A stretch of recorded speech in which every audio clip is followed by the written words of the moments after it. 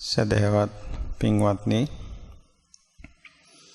අපි මාසිකව කරනු ලබන දහම් වැඩසටහනේදී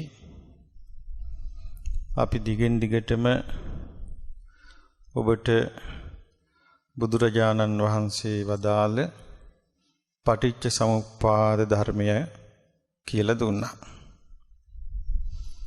ඒ පටිච්ච සමුප්පාද ධර්මය තුල තමයි අපිට මේ ලෝකේ තියෙන්නේ මේ හේතු ප්‍රත්‍ය සම්බන්ධයක්, හේතුඵල ස්වභාවයක් කියන කාරණේ අවබෝධ වෙන්නේ.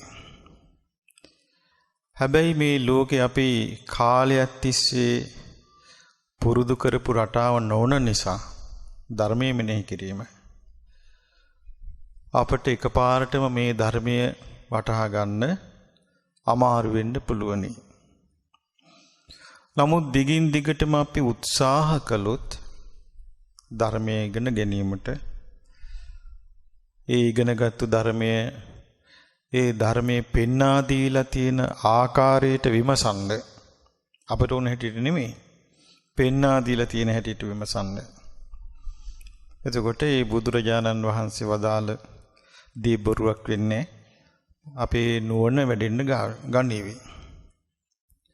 ඉතින් ඒකට උදව් වෙන විශේෂ දේශනාවක් අද අපි ශ්‍රවණය කරන්නේ. මේ දේශනාව සඳහන් වෙන්නේ දීඝනිකායේ. මේ දේශනාවේ නම මහා නිදාන සූත්‍රය. එතකොට මේ දේශනාව බුදුරජාණන් වහන්සේ දේශනා කොට වදාළේ කුරු රටේ කම්මාස ධම්ම කියන නියම් ගමේ වැඩ සිටිදී. ඔබ දන්නවා කුරු රට කම්මාස ධම්ම නියම් ගම කියන වචන අපිට අහලා පුරුදුයි. ඒ කොමකද? මහා සතිපට්ඨාන සූත්‍රයේ බුදුරජාණන් වහන්සේ වදාළේ ඒ නියම් ගමේදී නිසා. මේ දේශනාව කරන්න එක්තරා හේතුවක් මතු වුණා. මොකද්ද හේතුව? දැන් ඔබ දන්නවා බුදුරජාණන් වහන්සේට උපස්ථාන කරපු අග්‍ර උපස්ථායකයන් වහන්සේ. ඒ කවුද? අපේ ආනන්දයන් වහන්සේ. උන්වහන්සේට තිබුණා තියුණු ස්මරණ ශක්තියක්. උන්වහන්සේට තිබුණා තියුණු වටහා ගැනීමේ ශක්තියක්. උන්වහන්සේට තියුණු නුවණක් තිබුණා. වේගවත් අවබෝධයක් කරගන්න පුළුවන්කමක් තිබුණා. ඉතින් ආනන්දයන් වහන්සේ එක්තරා අවස්ථාවක දේශනා කළා බුදුරජාණන් වහන්සේ ළඟට ඇවිල්ලා පැවිදි වෙච්ච දවසේ ඉඳලා රාග ප්‍රතිසංයුක්ත රාග සංකල්පනාවක් හිතේ හටගත්ත බවක් මතක නැහැ කියනවා. ඒකෙන් එච්චරම උන්වහන්සේ සතියෙන්, සිහියෙන්, නුවණින් වැඩ හිටියා. ඉතින් ඒ ආනන්දයන් වහන්සේ බුදුරජාණන් වහන්සේ ළඟට ගිහින් වන්දනා කරලා බුදුරජාණන් වහන්සේට මෙහෙම කියා හිටියා. අච්චරියම් බන්තේ අබ්භූතම් බන්තේ ස්වාමීනි භාග්‍යවතුන් වහන්සේ හරි ආශ්චර්යයක් ඇති වුණා මට. හරි අద్භූත ස්වභාවයක් ඇති වුණා. යාව ගම්භීරෝ ඡායම් බන්තේ පටිච්ච සමුප්පාදෝ ගම්භීරව භාසෝ. ස්වාමීනි භාග්‍යවතුන් වහන්සේ මේ පටිච්චසමුපාදය කියලා කියන්නේ මොනතරම් ගැඹුරු දෙයක්ද? මොනතරම් ගැඹුරු වැටහීම් ඇති දෙයක්ද? අතචපන ඒ වුණත් එනමුත් උත්තාන කුත්තාන කෝවිය කායති. මේ මට නිකන් පහසුවෙන් තේරෙනවා වගේ එකක් වැටහෙනවා කිව්වා. ඒක තමයි මේ ආනන්දයන් වහන්සේගේ හිතේ ඇතිවෙච්ච ආශ්චර්යය. ගිහිල්ලා බුදුරජාන් වහන්සේට මොකද්ද කිව්වේ? ස්වාමීනි භාග්‍යවතුන් වහන්සේ හරි ආශ්චර්යයි, හරි අద్భుතයි. මේ පටිච්චසමුපාද ධර්මය කියන්නේ කොයිතරම් ගැඹුරු දෙයක්ද? කොයිතරම් ගැඹුරු වැටීම් ඇති දෙයක්ද? ඒ වුණාට මට මේක බොහොම සරල එකක් වගේ තේරෙනවානේ කිව්වා. එතකොට බුදුරජාණන් වහන්සේ වදාලා මාහේව ආනන්ද අවච ආනන්දය ඔහොම කියන්න එපා. මාහේව ආනන්ද අවච ආනන්දය මාහේවං ආනන්ද අවච ආනන්දය ඔහොම කියන්න එපා කිව්වා. ගම්භීරෝ ඡායං ආනන්ද පරිසම්පාදෝ ආනන්දේ පරිසම්පාදේ ගැඹුරුමයි. ගම්භීරාව භාසෝච ගැඹුරු වැටහින් තියෙන දෙයක්මයි. පරිසම්පාදේ සරල දෙයක් නෙමෙයි කියලා මේ කවුද කියන්නේ? බුදුරජාණන් වහන්සේ මේ දේශනා කරන්නේ පරිසම්පාදේ සරල දෙයක් නෙමෙයි කියලා. සමහර විට ඔබත් කියන්න පුළුවන් දැන් අපිට පටිච්චසමුප්පාදේ තේරෙනවය. මේක බොහොම සරල එකක් වගේ අපටත් වැටහිය කියලා. එහෙම කිව්වට අපේ වැටහීමට ලං වෙන්නේ නැහැ. ආනන්ද හාමුදුරුව වගේ මහා ඒ කියන්නේ අසංකේය කල්පලක්ෂයක් පෙරුම් පිරු මහෝත්තමයන්ට වැටහිච්ච කාරණේ එහෙම කියන්න එපා කියලා කිව්වනම් එහෙනම් අපි ගැන අමුතුවෙන් කතා කරන දෙයක් නැහැ. ඊට පස්සේ බුදුරජාණන් වහන්සේ වදාලා ඒතස්සානන්ද ධම්මස්ස අනනුබෝධා අපටි වේද ආනන්දය ඔය පටිච්ච සමුප්පාද ධර්මයේම අවබෝධ නොවීම නිසා. කුමක් අවබෝධ නොවීම නිසාද?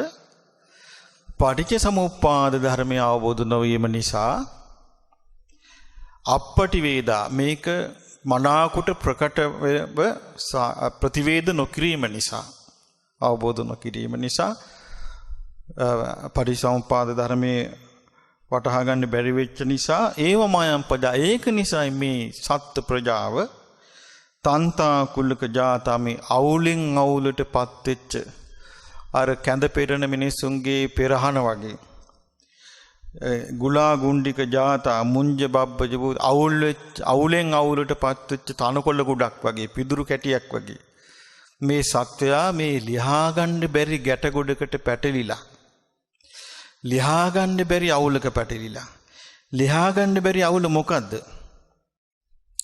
කොමකින්ද මේ ලියා ගන්න බැරි අවුල හටගන්නේ? පටිච්ච සමුප්පාදේ දන්නේ නැති නිසා රාගෙන් හට ගන්නවා. ලියා ගන්න බැරි අවුල. පටිච්ච සමුප්පාදේ දන්නේ නැති නිසා ද්වේෂයෙන් හට ගන්නවා ලියා ගන්න බැරි අවුල. පටිච්ච සමුප්පාදේ දන්නේ නැති නිසා මෝහයෙන් හට ගන්නවා ලියා ගන්න බැරි අවුල. හටගත්තට පස්සේ අපායන් දුක්ගතින් විනිපාතං සංසාර නාතිවත්තති කිසි කෙනෙකුට බෑ කියනවා සතර අපායේ වැටි වැටි යන මේ සසරින් ඈතර වෙන්න. මේ පටිච්චසමුප්පාදය අවබෝධ නොවීම නිසා දැන් අපි ගම්මු මිනිසුන්ට හිටපු ගමන් හට ගන්නවකම වෛරයක්. දැන් පටිච්චසමුප්පාදයේ දැනගත් එක්කෙනාට මොකද වෙන්නේ? හේතු ප්‍රත්‍ය වශයෙන් දකින්න කල්පනා කරපු එක්කෙනා වෛරයක් තරහක් හටගත්තා නම් ඒක හේතු වෙනවා. මේකට මොකක්ද හේතු උනේ? හොයලා ඒක දුරු කරනවා. එතකොට රාගයක් මොකක්ද මේකේ මේ අයෝනිසෝ මනසිකාරින්නේ මේ හටගන්නේ මෙහෙමනේ මේක හටගන්නේ කියලා ඒක දුරු කරනවා. මෝහයකට ගත්තා නම් හේතු ප්‍රත්‍ය ධර්ම දැනගන්න කෙනා දුරු කරනවා. දන්නේ නැති කෙනාට මොකද වෙන්නේ? ඒකේ හිත පිහිටව ගන්නවා. ඊට පස්සේ කල්ප ගණන් නිරේ වැටි වැටි ඒ එක්ක පලිගණ්ඩම කල්ප ගණන් යනවා සංසාරේ. රාගය නිසා කල්ප ගණන් යනවා සංසාරේ. ඇයි හේතුව? මේ හේතු ප්‍රත්‍ය ධර්මයන්ගේ ස්වභාවය දන්නේ නැතිකම.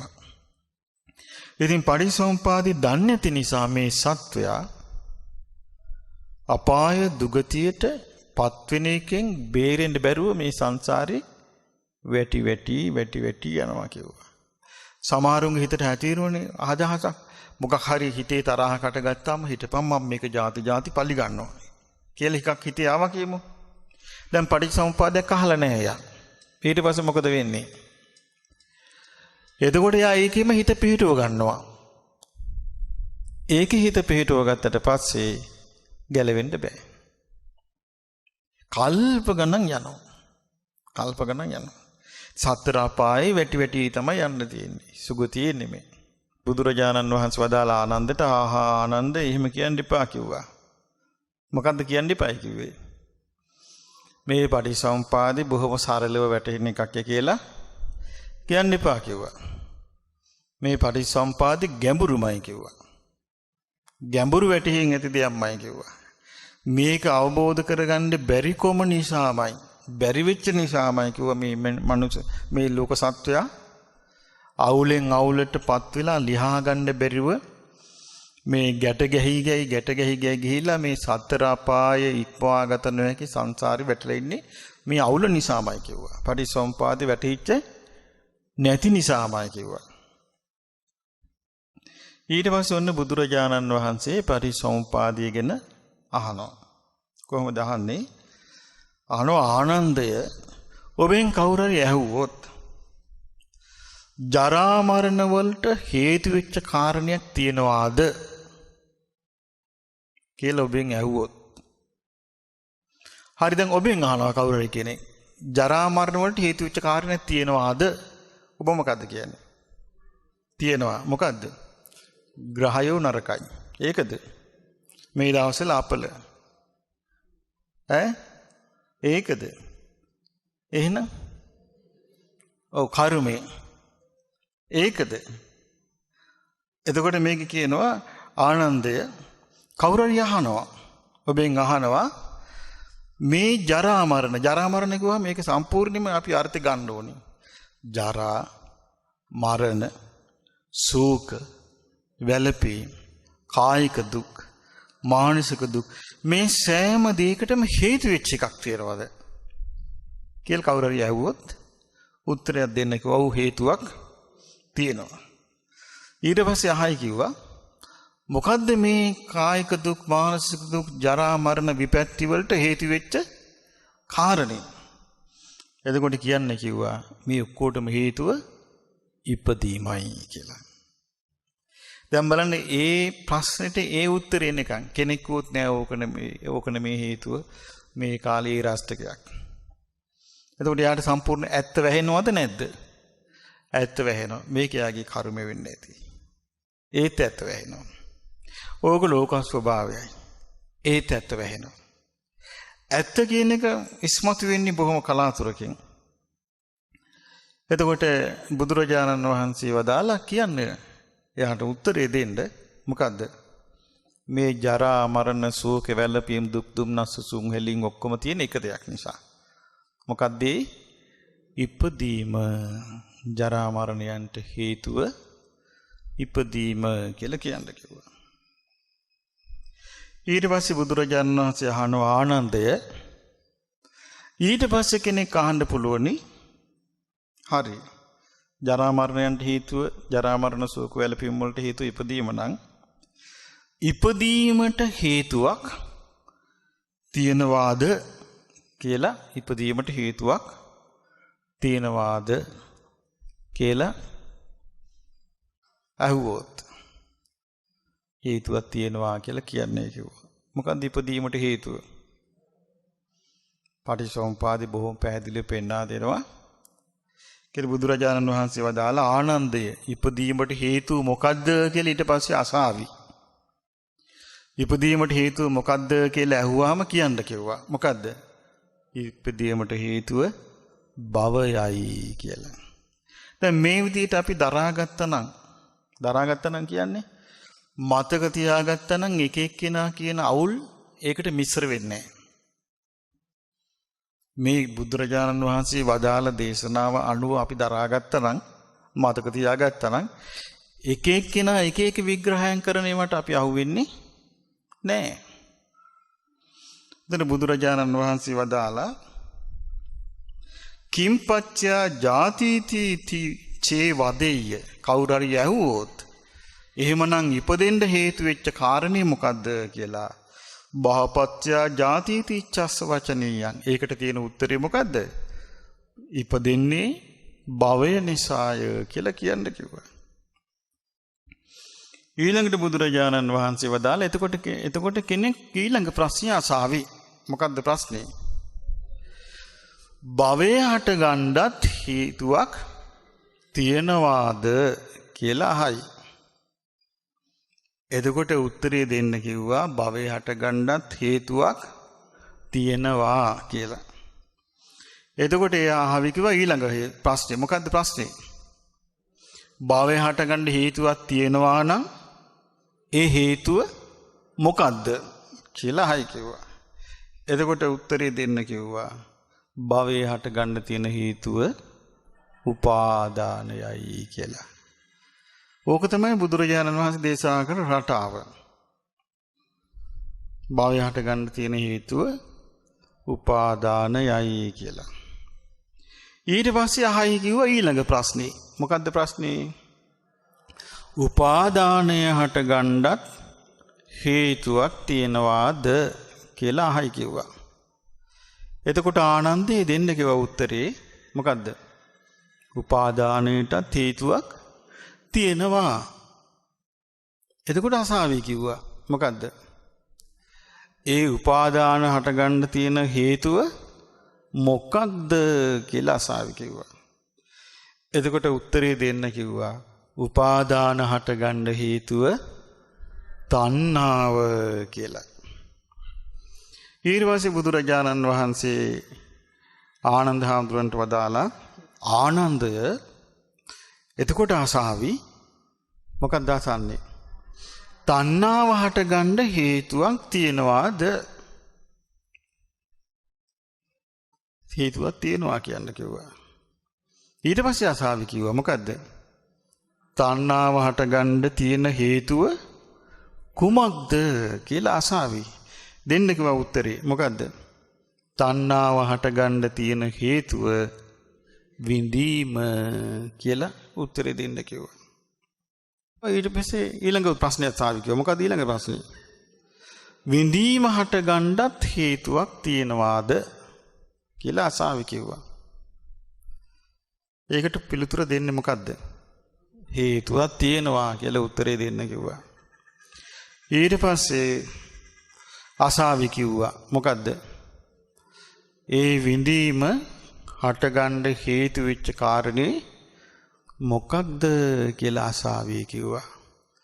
එතකොට උත්තරේ දෙන්න කිව්වා විඳීම හටගන්න හේතු වෙච්ච කාරණය ස්පර්ශයයි කියලා. ඊට පස්සේ බුදුරජාණන් වහන්සේ වදාලා ආනන්ද ඊට පස්සේ අසාවි මොකද්ද? ස්පර්ශය හටගන්න හේතුවක් තියෙනවාද කියලා අසාවි. එතකොට කියන්න කිව්වා ස්පර්ශය හටගන්නත් හේතුවක් තියෙනවා. ස්පර්ශය හටගන්න හේතුව කුමක්ද කියලා අසාවි. එතකොට උත්තරේ දෙන්න කිව්වා. මොකද්ද? ස්පර්ශය හටගන්න තියෙන හේතුව අපි අහලා තියෙන්නේ කොහොමද? ආයතන 6 මේක ඒකට වෙන එකක් කියන්නේ. හැබැයි මේකත් ඒකමයි. මොකද්ද? ස්පර්ශය හටගන්න තියෙන හේතුව නාම රූප කියලා කියන්න කිව්වා. දැන් අපි අහලා තියෙන්නේ ස්පර්ශය කොමකින්ද හටගන්නේ? ආයතන 6. ආයතන 6 කොමකින්ද හටගන්නේ? නාම රූප පත්‍ය සලආයතන. ඔබ පටිච්චසමුප්පාදයේ කලින් ඉගෙන ගන්න ඇති අසනම් වූ ආයතනය නාම රූප ප්‍රත්‍යය. ඊට පස්සේ මතකද අපි කියුවා නාම රූප ප්‍රත්‍යයෙන් හටගත්තේ ඒක අපි කිව්වා ඒකට උදාහරණයක් ලීයෙන් නම් හදලා තියෙන පුටුව. පුටුව කියලා අපි කිව්වට ඒකේ තියෙන ලී. ප්ලාස්ටික් වලින් නම් හදලා තියෙන පුටුව. පුටුව කියලා කිව්වට ඒකේ තියෙන්නේ ප්ලාස්ටික්. යකඩ වලින් නම් හදලා තියෙන පුටුව. පුටුව කියලා අපි ඒකට කිව්වට තියෙන්නේ යකඩ. ඒ වගේ නාම රූප වලින් නම් හදලා තියෙන්නේ ආයතන 6. ඒකේ තියෙන්නේ නාම රූප. එතකොට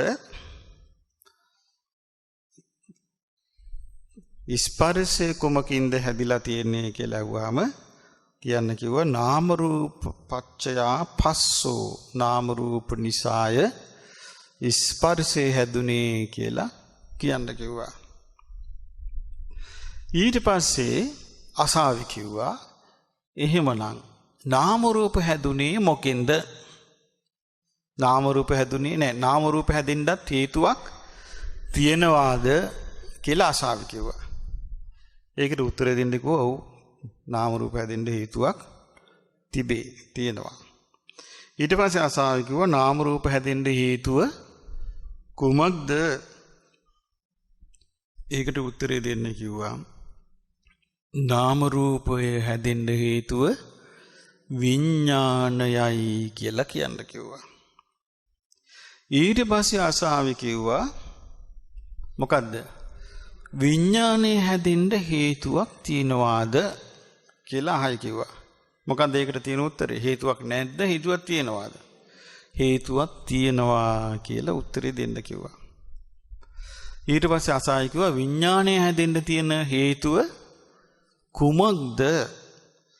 ඒකට උත්තරේ දෙන්න කිව්වා විඥානය හැදෙන්න තියෙන හේතුව නාම රූප. ඔන්න අහගන්න. එතකොට දැන් ඔන්න දැන් මේක ඔබ විශේෂයෙන් මතක තියාගන්න ඕනේ මේ මහා නිදාන සූත්‍රය මෙතන ඉඳලා. දැන් ස්පර්ශයෙන්කන් අහලා පුරුදු ක්‍රමේ. කොහොමද? ජරා මරණ හැදෙන්නේ ඉපදීම නිසා. ඉපදීම හැදෙන්නේ භවය නිසා. භවය හැදෙන්නේ උපාදාන නිසා. උපාදාන හැදෙන්නේ තණ්හාව නිසා. තණ්හාව හැදෙන්නේ විඳීම නිසා. එතකොට විඳින්නේ ස්පර්ශය නිසා. ඔය ටික සාමාන්‍යයෙන් පොදුවේ අපි අහපු රටාව. එතන ඉඳලා තමයි මේ බුදුරජාණන් අපේ ශාස්ත්‍රඥ වහන්සේ මේක විස්තර කරන්නේ. ස්පර්ශය හැදෙන්නේ නාම රූප නිසා. නාම රූප හැදෙන්නේ විඥානය නිසා. විඥානය හැදෙන්නේ නාම රූප නිසා. එතන ඉඳලා පටිච්චසමුප්පාද උන්වහන්සේ විස්තර කරනවා මෙහෙම. ඊතිකෝ ආනන්ද ඒ නිසා ආනන්දේ මේ විදිහට නාම රූප පච්චයා විඥානං. නාම රූපය නිසා විඥානය ඇති වෙනවා. විඥාන පච්චයා නාම රූපං. විඥානය නිසා නාම රූප ඇති වෙනවා. එහෙනම් ඒක එකිනෙකට වෙන් කරන්න බැරි සම්බන්ධයක්. මොකද්ද? නාම රූප නිසා විඥානය හට ගන්නවා. විඥාන නිසා නාම රූප හට ගන්නවා. ඊළඟට තියෙනවා නාම රූප නිසා ස්පර්ශය හට ගන්නවා. හරි. ඉතින් නාම රූප නිසානේ ආයතන හයක් තියෙන්නේ. නාම රූප නැත්තම් ආයතන හයක් නැහැ. නාම රූප නිසා ස්පර්ශය හට ගන්නවා. ස්පර්ශය නිසා විඳීම හට ගන්නවා. විඳීම නිසා තණ්හාව හට ගන්නවා. තණ්හාව නිසා උපාදාන හට ගන්නවා. උපාදාන නිසා භවය හට ගන්නවා. භවය නිසා ඉපදෙනවා. ඉපදෙන නිසා ජරා මරණ ශෝක වැළපීම් කායික දුක් මානසික දුක් සුසුම් හැලීම් මේ සියලු දේම හට ගන්නවා. එතකොට මෙතන කර්මයේ සම්බන්ධ ඉන්නේ කොහේටද?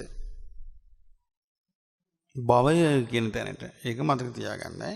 ඔබට මතකද මේ බංග්ලාදේශ වල අර කැෆේ එකකට ත්‍ස්තවාදී ප්‍රහාරයක් එල්ල කළා ආගමික ත්‍ස්තවාදයක් මෙල්ල කළා මිනිස්සු අහිංසක මිනිස්සු මේ පාන් කෑල්ලක් කන්න බනිස් ගෙඩියක් කන්න ගිහපු මිනිස්සු බඩගින්නට.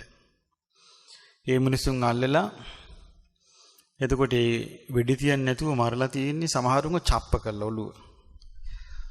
ඒ හෝටලේ තිබිච්චම පිහි වලින් තමයි පෙති ගහලා තියෙන්නේ. මරලා තියෙන්නේ. මේ බනිස් ගෙඩියක් කන්න ගිය මිනිස්සු. එතන 20ක් මරලා. එතකොට හමුදාවෙන් 13 දෙනෙක් බේර අරන් තියෙනවා. දැන් බලන්න මේ ගියේ මොකේටද? මේ බනිස් ගෙඩියක් කන්න ගියේ. උනේ මොකද්ද? ඊටාම බීසුණු අන්දමේ මරණයටපත් වෙන්න සිද්ධ වුණා. දැන් ඒකට යාගේ දුක ඉවරද? කෙලවරක් නැතුව ඕක යනවා. එතකොට බලන්න මේ විදිහට කෙලවරක් නැහැ මේ මිනිස්සු මැරෙන විදිය. එක එක විදියට මැරෙනවා. ඒව මේතස්ස කේවලස්ස දුක්ඛක්ඛන්දස මේ සමස්ත දුකම ওই රටාවේ කියනවා තියෙන්නේ. සමස්ත දුකම තියෙන ওই රටාවේ කියනවා. ලෝකෙ කොටසක් කියනවා මේ ඔක්කොම තියෙන්නේ දෙවියන්ගේ කැමැත්තට කියනවා. තව කොටසක් කියනවා මේ ලෝකෙ තියෙන්නේ ඉබේ කියනවා. නමුත් ඉබේ කියන එකත් අර්ථ ශූන්‍ය කතාවක්. දෙවියන්ගේ කැමැත්තට කියන එකත් අර්ථ ශූන්‍ය කතාවක්. මේක හැබැයි එක මොකද්ද? මේ ලෝකේ හැමතැනම තියෙන රටාව තමයි හේතුව සහ ඵලය කියන එක. එතකොට ඒකෙදී මේ මිනිස්යාගේ ජීවිතේ නැත්තම් සත්වයාගේ ජීවිතය තුළ මොකද්ද හේතුඵල කියලා මිනිස්සුන්ට තේරෙන්නේ නැහැ.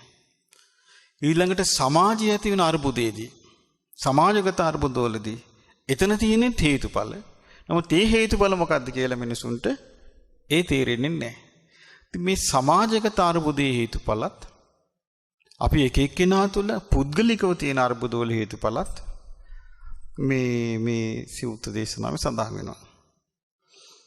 එතකොට බුදුරජාණන් වහන්සේ ආනන්ද ස්වාමීන් වහන්සේට වදාලා ආනන්දය ජාතිපච්චය ජරා මරණං ඒ කියන්නේ ඉපදීම හේතු කරගෙන ජරා මරණ ශෝක වැළපීම් දුක් දුම්නස් සුසුම් හෙළුම් ආදී යමක් ඇද්ද මේ ඔක්කොම හටගන්නේ ඉපදීම නිසායි කියලා යමක් කිව්වා. බුදුරජාණන් වහන්සේ වදාළා ඉතිකෝ පණේතං වුත්තං මේ කාරණේ කියන ලදී. තදානන්ද ඉමිනා පේතම් පර්යායන වේදිතබ්බ මෙන්න මේ ක්‍රමයෙන් මේක තේරුම් ගන්න කියනවා කියලා තේරුම් ගන්න ක්‍රමයක් කියනවා. මොකද්ද? ආනන්ද මේ සත්‍යයට ඉපදීමක් සියලුම ආකාරයෙන් කොහේවත් කිසිම තැනක කිසිම ආයුරකින් නැත්තම් ඉපදීම කියලා එකක් කෙනෙකුට. ඒ කිව්වේ දෙවියන් අතර දෙවියෙක් වෙන්නෙත් නැත්තම් එයා. ගන්ධබ්බයන් අතර ගාන්ධර්වෙක් වෙන්නෙත් නැත්තම්. යකුන් අතර යකෙක් වෙන්නෙත් නැත්තම්. භූතයින් අතර භූතෙක් වෙන්නෙත් නැත්තම්. මිනිසෙන් අතර මිනිසෙක් වෙන්නේ නැත්තම්. සිව්පාවන් අතර සිව්පාවෙක් වෙන්නේ නැත්තම්. පක්ෂීන් අතර පක්ෂියෙක් වෙන්නේ නැත්තම්. සර්පාදීන් අතර සර්පෙක් වෙන්නේ නැත්තම්. එකන කිසිම කෙනෙක් වෙන්නේ නැත්තම් එයාට තියෙනවද කියලා අහනවා මේ ජරාවටපත් වීම කියලා එකක්. මරණයටපත් වීම කියලා එකක්. ශෝක කිරීමක්, වැළපීමක් මොකොත් තියෙනවද කියලා අහනවා. නෑ. අපි මේක තවත් තේරුම් ගන්න කියමු මෙහෙම. ඔන්න සෝවාන් කෙනෙක් ඉන්න සෝවාන් ඵලයටපත් වෙච්ච කෙනෙක්. මේ මොකෙන්ද නිදහස්? එතකොට සෝවාන් ඵලයටපත් වෙච්ච ශාවකයා කිසිම ආකාරයකින් කිසිම විදියකින් කිසිම රටාවකින් නිරේ උපදින්නේ නැත්තම් නිරේ දුක යට තියනවද? නැහැ.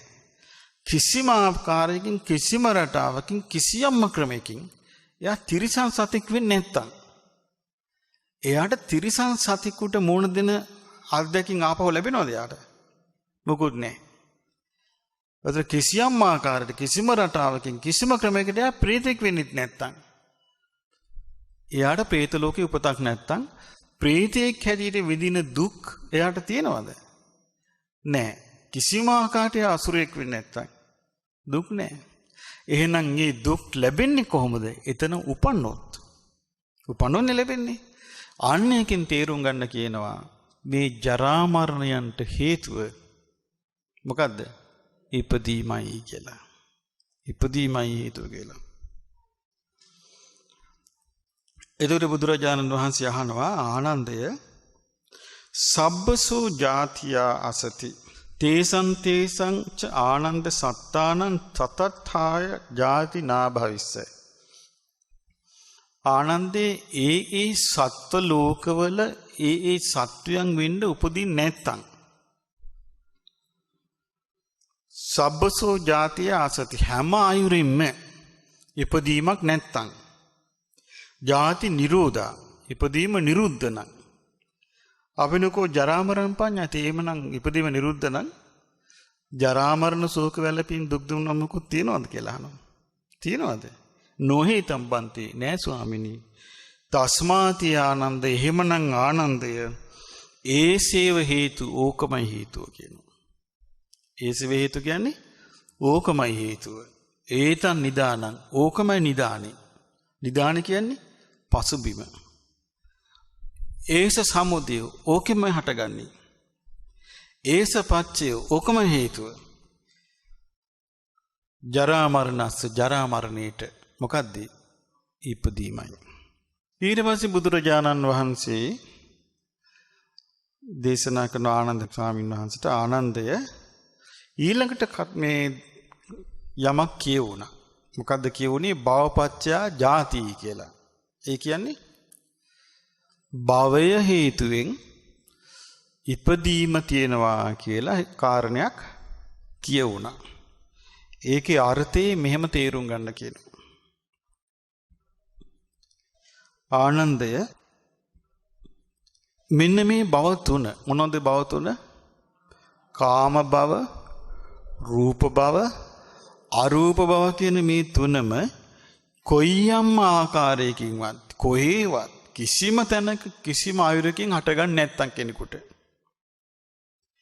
කාම භවයක් හටගන්නේ නැත්තම් රූප භවයක් හටගන්නේ නැත්තම් අරූප කොහේවත් හටගන්නේ නැත්තම් ඒ කියන්නේ කාම ධාතුවේ කාම භව හටගන්නේ නැත්තම් රූප ධාතුවේ රූප භවයක් හටගන්නේ නැත්තම් අරූප ධාතුවේ අරූප භවයක් හටගන්නේ නැත්තම් සබ්බසු භවයේ අසති සියලු ආකාරෙම භවයක් නැත්තම් එහෙන භවයක් නැත්තම් භව නිරෝධෝ භවේ නිරුද්ධ නම් ඉපදීමක් තිබේද කියලා අහනවා. භවේ නිරුද්ධ නම් ඉපදීමක් නැහැ කියනවා. නොහිතම් බන්ති නෑ ස්වාමීනි. තස්මාති ආනන්ද එහෙනම් ආනන්දිය ඕකමයි හේතුව ඉපදීමට. ඕකමයි නිදාණය ඉපදීම පිණිස. ඕකමයි හටගන්නේ ඉපදීම පිණිස. ඕකමයි හේතුකාරක ධර්මය. මොකද්ද? ඉපදීම පිණිස. භවය. භවය තමයි. එහෙනම් දැන් අපි මේ දැන් ඔන්න ඉපදිලා අපි කායික දුක් විඳින්නේ නැද්ද? මානසික දුක් විඳින්නේ නැද්ද? විඳිනවා. ශෝක විඳින්නේ නැද්ද? පසුතැවිලි විඳින්නේ නැද්ද? වැළපීම් විඳින්නේ නැද්ද? විඳිනවා. නාකි වෙවි යන්නේ නැද්ද? ජරාවටපත් වෙවි යන්නේ නැද්ද? යනවා. මරණයට මුහුණ දෙන්න නැද්ද? මුහුණ දෙන්න තියෙනවා. මේ ඔක්කොටම හේතුව මොකද්ද? ඉපදිච්ච නිසා. දැන් ඉපදුණා. දැන් අපි ඉන්නේ භවයේ නිරුද්ධවද භවයේ තුලද? භවයේ තුල ඉන්නවා නම් මොකද වෙන්නේ? න්‍යාය උපදිනවා. ඇයි? භවපච්චයා ජාති. භවය නිසා තමයි උපදින්නේ. එතකොට බුදුරජාණන් වහන්සේ දේශනා කළා භවය ගැන උන්වහන්සේ ප්‍රකාශයක් වදාලා. මොකක්ද වදාළ ප්‍රකාශය? කුමකින්ද භවය හටගන්නේ? උපාදාන පච්චයා භවෝ. උපාදානය නිසා භවය වේ කියලා වදාලා. ඒක මෙහෙම තේරුම් ගන්න කියනවා. ආනන්දේ කොයියම් ආකාරයකටවත් කිසිම තැනක කිසිම ආයුරකින් කිසිම විදියකින් උපාදානයක් නැත්තම් උපාදාන කීයක් තියෙනවද? කාම උපාදාන, ditthi උපාදාන, සීලබ්බත උපාදාන, අත්වාද උපාදාන කියන උපාදාන හතරෙන් එකක්වත් නැත්තම් හතරම නැත්තම් සබ්බසු උපාදානේ ආසති සියලුම අයුරින් උපාදාන නැත්තම් උපාදාන නිරෝධා උපාදානේ නිරුද්ධ වීමෙන් උපාදානේ නිරුද්ධ වීම නිසා භවයක් හට ගන්නවාද කියලා අහනවා. උපාදානේ නිරුද්ධ වීමෙන් භවයක් උපදිනවද? නෑ. භවයක් උපදින්නේ උපාදානේ තිබ්බොත්. උපාදානේ නැත්තම් භවයක් නෑ. නොහේතබ්බතේ නෑ ස්වාමීනි කියනවා. එහෙනම් ආනන්දේ ඕකමයි කියනවා හේතුව භවයට. භවයට හේතුව ඕකමයි කියනවා. භවයට නිදාණය ඕකමයි කියනවා. භවය හටගන්නේ ඕකෙන්මයි කියනවා. මොකින්ද? උපාදානෙන්. ඊළඟට බුදුරජාණන් වහන්සේ වදාලා දැන් අපි දන්නවා උපාදාන හටගන්නේ මොකෙන්ද? දැන් සාමාන්‍ය උපාදාන කියන වචනේ අපි තේරුම් අරන් තියෙනවා. මොකද්ද උපාදාන කියන්නේ? යම් කිසි දෙයකට ග්‍රහණය වීම, අහු වීම, කොටු වීම තමයි උපාදාන කියන්නේ. එතකොට යම් කිසි දෙයකට අහු වෙන්නේ, කොටු වෙන්නේ, ග්‍රහණය වෙන්නේ මක්ුණාමද? ඒකට ආශා කළාම. එහෙනම් උපාදාන හැදෙන්නේ මොකෙන්ද? තෘෂ්ණාවෙන්. තෘෂ්ණාවෙන් හැදෙන්නේ. දැන් අපි කියමු අපි දැකපු නැහැ. අපි යම් කිසි කෙනෙක්ව දැකලා නැහැ කලින්. ඔන්න ඒ කෙනෙක් දැක්කා. දැක්කට පස්සේ බැඳීමක් ඇති වුණා. එන බැඳීම ඇති වෙන්න හේතුව මොකද්ද? දැක්කට පස්සේ ඇතිවෙච්ච තෘෂ්ණාව. අපි යම් කිසි කෑමක් කාලත් නැහැ, දන්නෙත් නැහැ. අපිට පළතුරු ගෙඩියක් ගෙනත් දුන්නා මේන් කියලා. ඔන්න අපි එදා තමයි දැක්කේ. කාලා බලාපන් කිව්වා. ඔන්න කෑවා. ඊට පස්සේ අපි අහනවා මොකක්ද අහන්නේ? හරි ෂෝක්නේ. මේකේ නම මොකක්ද? මේ ගන්න තියෙන්නේ කොහෙන්ද? අර තියෙන ඉල්ලීස ජාතකයේ තියෙනවා ඉල්ලීස සිටානෝ පාරේ යද්දී දැක්කා මිනිස්සෙක් පාරයිනේ කැවුමක් කනවා. කැවුම කද්දී කට දෙපැත්තෙන් පැණි වැක්කිරුණා. එතකොට ඉල්ලීස සිටානන්ගේ කටට කෙලාවා. ඇවිල්ලා කල්පනා කළා හප්පේ අර කැවුම කන හැටි. මටත් කැවුමක් කන්ට ඇත්නම් කියලා හිතුණා. දැක්කද තෘෂ්ණාව හටගත්තු විදිය. ඔන්න තෘෂ්ණාව හටගත්තා. දැන් ගෙදර ගියා. ගෙදර ගිහිල්ලා දැන් කියන්න විදියක් නැහැ. මොකද්ද? කැවුමක් කන්ට ආසයි කියලා කියන්න විදියක් නැහැ. කල්පනා කළා බැරි වෙලාවත් මං කිව්වොත් මේ ඔක්කොටම කැවුම් කන්න ආසිතිය අපිත් කමු කියලා. එතකොට මගෙන් තමයි මේ සල්ලි වියදම් වෙන්නේ කියලා කල්පනා කර ඉඳලා දැන් ඇඟත් වේලිලා ගියා. කල්පනා කළා අන්න දැන් තණ්හා පච්ච උපාදාන ඇඳට වැටුණා. හාමිනේ ආවා. ඇවිල්ලා ඇහුවා මේ පිට අත ගාලා ඇහුවා මොකද ඔයාට මේ මක් වුණාද මේ ඇඟ නහරවල් පෑදිලා කණ්ඩ නැතුව වගේ ඉන්නේ මේ රජ්ජුරු උදහස් වුණාද කියලා ඇහුවා. රජ්ජුරු උදහස් වුන්නේ නැහැ කිව්වා. රට්ටු දොස් කිව්වද කියලා ඇහුවා. රට්ටු දොස් කිව්වෙත් නැහැ කිව්වා. වරදක් කාගෙන්වත් උනාද කියලා ඇහුවා. නෑ මට කාගෙන්වත් වරදක් උන්නේ නැහැ කිව්වා. ඊට පස්සේ ඇහුවා මගෙන් වරදක් උනාද? උඹෙන් වරදක් නැහැ කිව්වා. ඊට පස්සේ එහෙනම් මොකක්වත් ආසාවක් තියනවාද කියලා ඇහුවා. නිස්සද්දව හිටියා. ආයෙ කිව්වා කියන්න අනේ ආසාවක් තියනවා නම් කියන්න කිව්වා. ආයෙ නිස්සද්දව හිටියා. ආයෙත් කිව්වා ආසාවක් තියනවා නම් කියන්න මං ඉෂ්ට කරලා දෙන්න. කෙන්දිරි ගගා කිව්වා මං කැවුමක් කන්ට ආසයි කිව්වා. ඉතින් කිව්වා අයියෝ යා සිටුතුමෙක් නේ. අපි මේ සක්කර කියන නියම් ගමටම සෑහෙන්න කැවුම් හදමුද කියලා ඇහුවා නෝනා. උඹට පිස්සුද කියලා උඹට යකා වැහුණාද කියලා ඇහුවා. ඊට හරි ඕනේ එහෙනම් මේ වීදියට මන් දන්නවා උඹට මහ ලොකු අදහස් තියෙන බව. එහෙනම් මේ සේවකයෝ මොකටද මේකට පටලවා ගන්න කියලා ඇහුවා. ඊට පස්සේ එහෙනම් අපි ළමයින්ට කැවුම් වල අවශ්‍යතාවයක් නැහැ කිව්වා. එහෙනම් අපි දෙන්නට උඹට මොකටද කැවුම් කියලා ඇහුවා. එහෙම තමයි කැවුම කණ්ඩ ගියේ. හැබැයි මෙයාට තිබුණා සංසාරේ බුදුරජාණන් වහන්සේ එක ආත්මික මියාව দমনය කළා තියෙන බෝසත් කාලේ. ඒ නිසා රැස් කරපු පිනක් තිබ්බා. ඒ නිසා මෙයාට මාර්ගඵල ලබන්න පින තියෙන නිසා দমনය කළා. මම මේ කිව්වේ තණ්හාව නිසා තමයි බැඳිලා යන්නේ. බැඳිලා ගියාට පස්සේ හිර වෙනවා ඒකට. හිර වෙන එකට කියනවා උපාදාන කියලා. ඒතර හිර වෙනවා කියන්නේ කාමයට. ඒක මොන උපාදානද? කාම උපාදාන. හිර වෙනවා කියන්නේ දෘෂ්ටි වලට. ඒ මොකද්ද? ditthi උපාදාන. හිර වෙනවා කියන්නේ සීල වෘත වලට.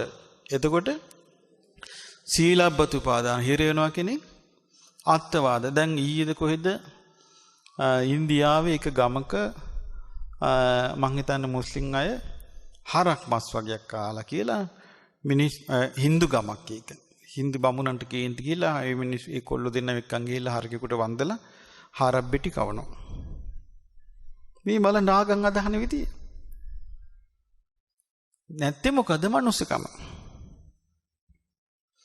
අර සිලිසිලි බෑග් එකට හරක් බෙටි ගෙනිලා අර වන්දලා කාපි එකේ හරක් බෙටි කවන හොඳටම ගහලා. එතකොට බලන්න මේ සීලබ්බත පරාමාස වලට ග්‍රහණය වුණාම වෙනදී අත්වාද උපාදාන ඔන්න ඒකට හිර වෙනවා. දැන් බුදුරජාණන් වහන්සේ අහනවා ආනන්දය කිසිම ආයුරකින් කිසිම ක්‍රමයකට ඕවට හිරවීමක් නැත්තම් උපාදානයක් නැත්තම්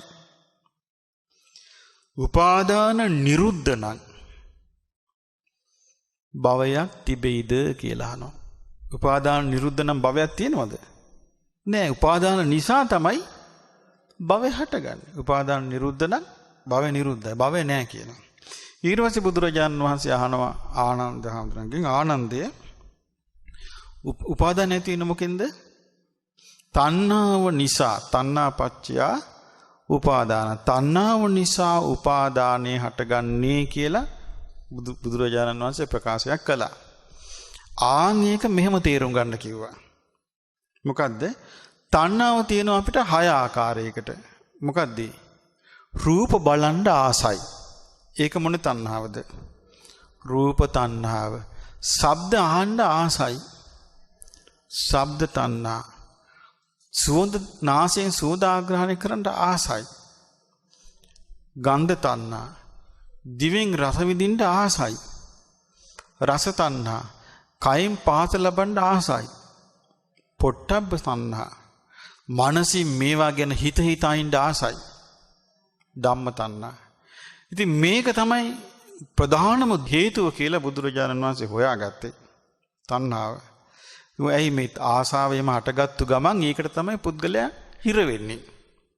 ඉතින් බුදුරජාණන් වහන්සේ වදාලා ආනන්දය මේ රූප දැකීමේ ආසාව, ඊළඟට ශබ්ද ඇසීමේ ආසාව, ගන්ධ සුවඳ දැනීමේ ආසාව, රස දැනීමේ ආසාව, කායට පහස ලැබීමේ ආසාව, මනසට ඒව ගැන හිත හිතා සිටීමේ ආසාව සම්පූර්ණයෙන්ම මුළුමනින්ම නැත්තරම නැත්තම්, ඒ ආසාව සම්පූර්ණයෙන්ම නිරුද්ධ නම්, ආසාව සම්පූර්ණයෙන්ම නැත්තම්, සබ්බසෝ තණ්හාය ආසති, සියලු ආකාරයෙන්ම තෘෂ්ණාව නැත්තම් එයාට උපාදානයක් හටගනීද කියලා අහනවා. සියලු ආකාරයෙන්ම තෘෂ්ණාව නැත්තම් උපාදානයක් හටගන්නේ නැහැ. නොහිතම් බන්ති නෑ ස්වාමීනි කියනවා.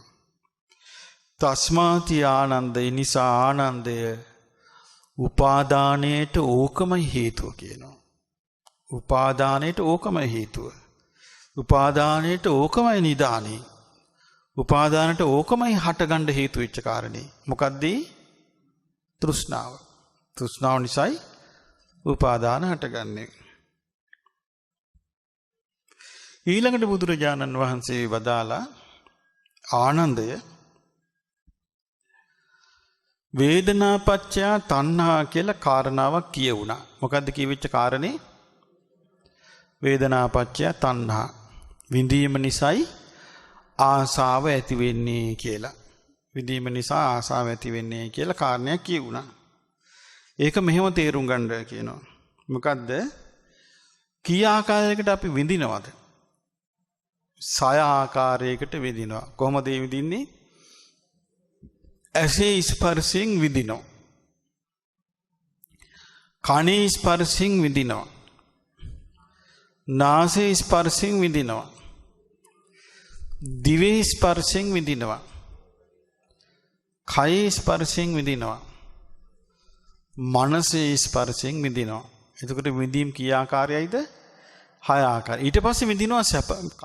අපි ගත්තොත් ඇසේ ස්පර්ශයෙන් සැප විඳිනවා, දුක් විඳිනවා, උපේක්ෂා විඳිනවා. කනේ ස්පර්ශයෙන්ුත් ඒ විදිහට විඳිනවා. කොහොම වින්දත් ස්පර්ශයෙන් තමයි විඳින්නේ. එතකොට ඇසේ ස්පර්ශයෙන් විඳිනවා, කනේ ස්පර්ශයෙන් විඳිනවා, නාසයේ ස්පර්ශයෙන් විඳිනවා, දිවේ ස්පර්ශයෙන් විඳිනවා, කයේ ස්පර්ශයෙන් විඳිනවා, මනසේ ස්පර්ශයෙන් විඳිනවා. එතකොට දැන් තෘෂ්ණාව ඇති වෙන්නේ මොකේටද? දැන් ගත්තොත් ඇහි ස්පර්ශයෙන් විඳින රූපේ ආස්වාදයක් ඇති වෙනවා නම් අන්න තෘෂ්ණාව ඇති වෙනවා. එතකොට ඒ තෘෂ්ණාව මොකද්ද? රූප දකින්න තියෙන ආසාව. ඇහි ස්පර්ශයෙන්, කනේ ස්පර්ශයෙන් ඇති වෙන වින්දනයේට ආසාවක් ඇති වෙනවා නම් ඒක මොන ආසාවද? ශබ්ද අහන්න ඇති වෙන ආසාව. නාසයේ ස්පර්ශයෙන් ඇති වෙන වින්දනයේට ආසාවක් ඇති වෙනවා නම් ඒක මොකද්ද? ගන්ධ සුවඳ දැනගන්න තියෙන ආසාව. දිවේ ස්පර්ශයෙන් ඇති වෙන වින්දනයේට ආසාවක් ඇති වෙනවා නම් ඒක මොකද්ද? රස විඳීමේ ආසාව. ඊළඟට කයේ ස්පර්ශයට ඇති වෙන වින්දනයේට ආසාවක් ඇති වෙනවා නම් ඒක මොකද්ද? පහස දැනීමේ ආසාව. මනසේ ස්පර්ශයෙන් වින්දනයක් ඇති වෙනවා නම් ඒක මොකද්ද? සිතින් සිත සිතා සිටීමේ ආසාව. එතකොට මේ ආසාවට අහු වෙන්නේ විඳින නිසා. එතකොට බුදුරජාණන් වහන්සේ වදාලා මේ සයාකාර ස්පර්ශයෙන් හටගන්න විඳීම කිසිම ආයුරකින් කිසිම විදියකින් කිසිම ක්‍රමයකින් නැත්තම් ආසාව කියලා එකක් හටගන්නවාද කියලා ඇහුවා. හටගන්නවාද? නෑ. විඳීමක් කියන එකක් හටගත්තේ නැත්තම් ආසාවක් කියලා එකක් හටගන්නේ නෑ. නොහිතම් බන්ති නෑ ස්වාමිනී. එසේනම් ආනන්දේ ඕකමයි හේතුව කියනවා. ඕකමයි මේ හේතුව මොකද්ද? විඳීම. එතකොට විඳීම නිසායි ආසාව හටගන්නේ. විඳීම නිසාමයි ආසාව හටගන්නේ. එතකොට විඳීම මං කියවනේ විඳීම කියන එක ඇසේ ස්පර්ශයෙන් විඳිනවා. එතකොට ඇහැ හරහා. කනේ ස්පර්ශයෙන් විඳිනවා. එතකොට කුමක් හරහාද? කන හරහා. නාසයේ ස්පර්ශයෙන් විඳිනවා. නාසය හරහා ගඳ සුවඳ. දිවේ ස්පර්ශයෙන් විඳිනවා. දිව හරහා රස. කය ස්පර්ශයෙන් විඳිනවා. කය හරහා පහස. මනසේ ස්පර්ශයෙන් විඳිනවා. මනස හරහා අරමුණු හිතේ තියෙන එක. දැන් බුදුරජාණන් වහන්සේ මෙතනදී දේශනා කරනවා දැන් වේදනාපච්චය තණ්හා කියන එක. මේ තණ්හාව සමාජගත අර්බුදයක් වෙන හැටි. දැන් අපි එක එක්කෙනා තුල තණ්හාව අර්බුදයක් නෙමෙයිද? අපි එක එක්කෙනා තුල තණ්හාව අර්බුදයක්. අපි දුක කරාගෙන යන හේතුවක්. අපි එක එක්කෙනා තුල එතකොට මේ තණ්හාව නිසා හටගන්න පෞද්ගලික ප්‍රශ්න ඔක්කොම හටගන්නේ නැද්ද? හට ගන්නවා. ඒ වගේම තණ්හාව නිසා සමාජ ප්‍රශ්න ඔක්කොම හට ගන්නවා. මේකේ කියනවා ආනන්ද වේදනා පටිච්ච තණ්හා විඳීම නිසායි තෘෂ්ණාව ඇතිවන්නේ. තණ්හම් පටිච්ච පරියෝසන. තෘෂ්ණාව ඇතුණාම තමයි හොයන්න පටන් ගන්නෙ. තෘෂ්ණාව ඇතුණාම තමයි හොයන්න පටන් ගන්නෙ. පරියේසනම් පටිච්ච ලාභෝ. හොයන්න පටන් ගත්තාම තමයි හම්බ වෙන්නේ. ලාභම් පටිච්ච විනිච්ඡයෝ. හම්බ වුණාම තමයි මේක විනිශ්චය කරන්නේ. මේක වටිනාකම මෙච්චරයි, අරක මෙච්චරයි, මේක මෙච්චරයි කියලා. විනිශ්චයම් පටිච්ච චන්දරාගෝ. ඒ විනිශ්චය නිසායි ඒකට ආසාවෙන් බැඳෙන්නේ. දැන් අපි කියමු මහන්සිය මොකක් හරි හොයා ගන්නවා. හොයාගත්තට පස්සේ කියනවා අයියෝ මේක වැඩක් නෑ. ඕන්න හම්බ වුණා කියලා දෝගන ගිහලා පෙන්නනවා. අයියෝ මේක වැඩක් නෑ, මේක තහඩු කැල්ලක් කියනවා. ඒතර හොයාගත්තා. විනිශ්චය කළා. විනිශ්චය තුල ඒක කිසිම වටිනාකමක් නෑ. ඊට පස්සේ ඒක කෙරේ චන්දරාගය හට ගන්නවද? විසි කරනවා. එතකොට ලාභං හම්බ වෙච්ච දේ විනිශ්චය කරනවා. විනිශ්චයම් පටිච්ච චන්දරාගෝ. විනිශ්චය නිසා චන්දරාගය ආසාව හට ගන්නවා. චන්දරාගම් පටිච්ච අජ්ජෝසාන. ආසාව හට ගත්තට පස්සේ ඒක මොකද වෙන්නේ? හිතේ බැස ගන්නවා. කැමැත්තෙන් ඇල්ලුණට පස්සේ ඒක හිතේ බැස ගන්නවා. අද්දෝසානම් පටිච්ච පරිග්ගහෝ. හිතේ බැසගත්තට පස්සේ ඒක හිතෙන් අයිති කර ගන්නවා. මොකද්ද කරන්නේ? බැසගත්තු දේ හිතෙන් අයිති කර ගන්නවා. පරිග්ගහම් පටිච්ච මච්චරියං. අයිති කරගත්තට පස්සේ කාටවත් ඒක දෙන්න කැමති නෑ. මසුරු වෙනවා. මච්චරියම් පරිචාරකෝ. මසුරු වුණාට පස්සේ ඒක රැක ගන්න මහන්සි ගන්නවා. ආරක්කාදිකරණ රැක ගන්න මහන්සි ගනිද්දී ඇතිවන අරගලේදී. ආරක්කාදිකරණම් කියන්නේ ආරක්ෂාව පිළිබඳ කරන අරගලේදී, අර්බුදයේදී දණ්ඩාදාන, දඬුමුගුරු ගැනීම, සත්තාදාන, අවියායුධ ගැනීම, කලකෝලහල, වාද විවාද, තෝතොපිකී බැනගැනිල්ල, කේලම් කීම, බොරු කීම ආදී නොඑක අකුසල් හට ගන්නවා කියනවා. ඒතර මේ නොඑක දැන් බලන්න හිතලා ඔබ දන්නවා බුදුරජාණන් වහන්සේගේ ජීවිතේ උන්වහන්සේ වයස කීයේදීද ගිහි ජීවිතය අතහැරියේ? 29 දිනේ. උන්වහන්සේ ගේ ජීවිතය අතහරිද්දි දන්නවද කොහෙද යන්නේ කියලා? දන්නේ නැහැ. අඩු ගානේ මගදී බොන්ට වතුර බෝතලයක් ගත්තද? නෑ. මගදී මොනවා හරි අනුභව කරන්න ඕනේ කියලා කහවණුවක් ගත්තද අතට? කිසි දෙයක් නැහැ. ඊට පස්සේ උන්වහන්සේ පිටත් වෙලා චන්නවත් කතා කරගෙන පිටත් වෙලා ගියා. ගිල ගංගාවකින් ඈතර වුණා. මොකක්ද ඈතර වෙච්ච ගංගාව? අනෝමා කියන ගඟෙන් ඈතර වුණා. ඈතරලා දැන් එතකොට උන්වහන්සේට ලැබුණා ඔන්න සිවුරකුයි පාත්‍රයකුයි ලැබුණා. ගටිකාර බ්‍රහ්මරාජා දීපු. අර කොම අතහැරලා උන්වහන්සේ අර සිවුරයි පාත්‍රයයි ගත්තා. අරගෙන ඉස්සරහට බලලා සිවුර පාත්‍රය පුරව ගත්තා. ඊට පස්සේ උන්වහන්සේ අතහැරපු අතහැරිල්ල දිහා ආපහු බැලුවද? බලන්නේ තෘෂ්ණාවෙන් නිදහස් වීම කියන ස්වභාවය මේ කියන්නේ. ඊට පස්සේ උන්වහන්සේ උන්න දිගෙන් දිගටම ගිහලා උන්න 6 අවුරුද්දක් දුෂ්කර ක්‍රියා කළා. ඊට පස්සේ උන්වහන්සේ ආපහු පාත්‍රයට තරම් පින්ඩපාතේ වැඩියා. ඊට පස්සේ උන්වහන්සේට අපි දන්නවා උන්වහන්සේ සම්බුද්ධත්වයට පත් වුණාට පස්සේ සඳුන් වලින් කුටි හදලා දුන්නා. පිරුණම් පාණ්ඩයක්දී ඒව කාට සාරිපුත්ත මොග්ගල්ලාන රහතන් වහන්සේට ලිව්වද? නෑ. මහා කස්සප මහ රහතන් වහන්සේට ලිව්වද? නෑ. ඊට පස්සේ මගෙන් පස්සේ මේ මෙයයි බාර ගන්න කියලා බාර දුන්නද? නෑ. දායක සභාවකට ලිව්වද? නෑ. සමිතියක් පිහිටෙව්වද? නෑ. එතකොට ඒ දායක සභාවට දුන්න දැන් සංඝයා නෑ. ඕගොල්ලෝ අතති මේ ස්ථානේ බාරව තියන්න කියලා කිව්වද? මුකුත් නෑ. කිසි දෙයක් නෑ. උන්වහන්සේලා ජීවත් වුණේ විමුක්තියත් එක්කයි. විමුක්තියත් එක්ක ජීවත් වීමයි ලෝකෙත් එක්ක ජීවත් වීමයි කියන ජීවිත දෙකක්.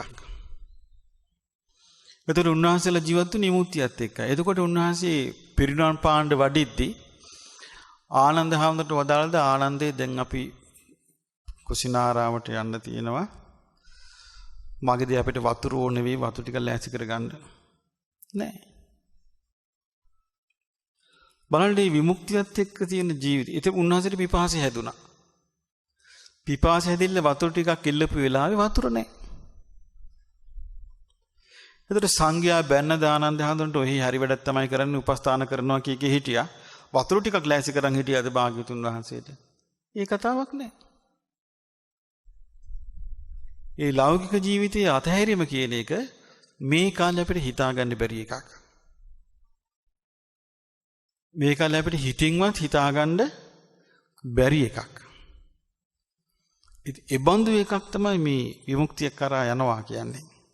ඉතින් ඒ නිසා ඒ බුදුරජාණන් වහන්සේගේ ජීවිතය තුළ මේ කියන කිසිම අරුබුදයක් නැහැ. සංඝයාගේ ජීවිතය තුළ කිසිම අරුබුදයක් නැහැ. ඒ සැබෑම විමුක්තිය. ඒ නිසා බුදුරජාණන් වහන්සේ මේකේ වදාලා ආනන්දය ආරක්ෂාව නැමැති අරගලයේදී තමයි මේ සියලුම අකුසල් හටගන්නේ. මේ නිසා විනා මේතම් පර්යායන වේදිතබං ආනන්ද මේ ක්‍රමෙන් තේරුම් ගන්න කියනවා ආරක්ෂා කරන්න ඕනේ කියන අරගලයේදී තමයි කියනවා දඬ මුගුරු ගැනීම, අව්‍යාවිද ගැනීම, කලකෝලහල විග්‍රහ, කේලම් කීම, බොරු කීම නොයේ පාපී අකුසල හටගන්නේ.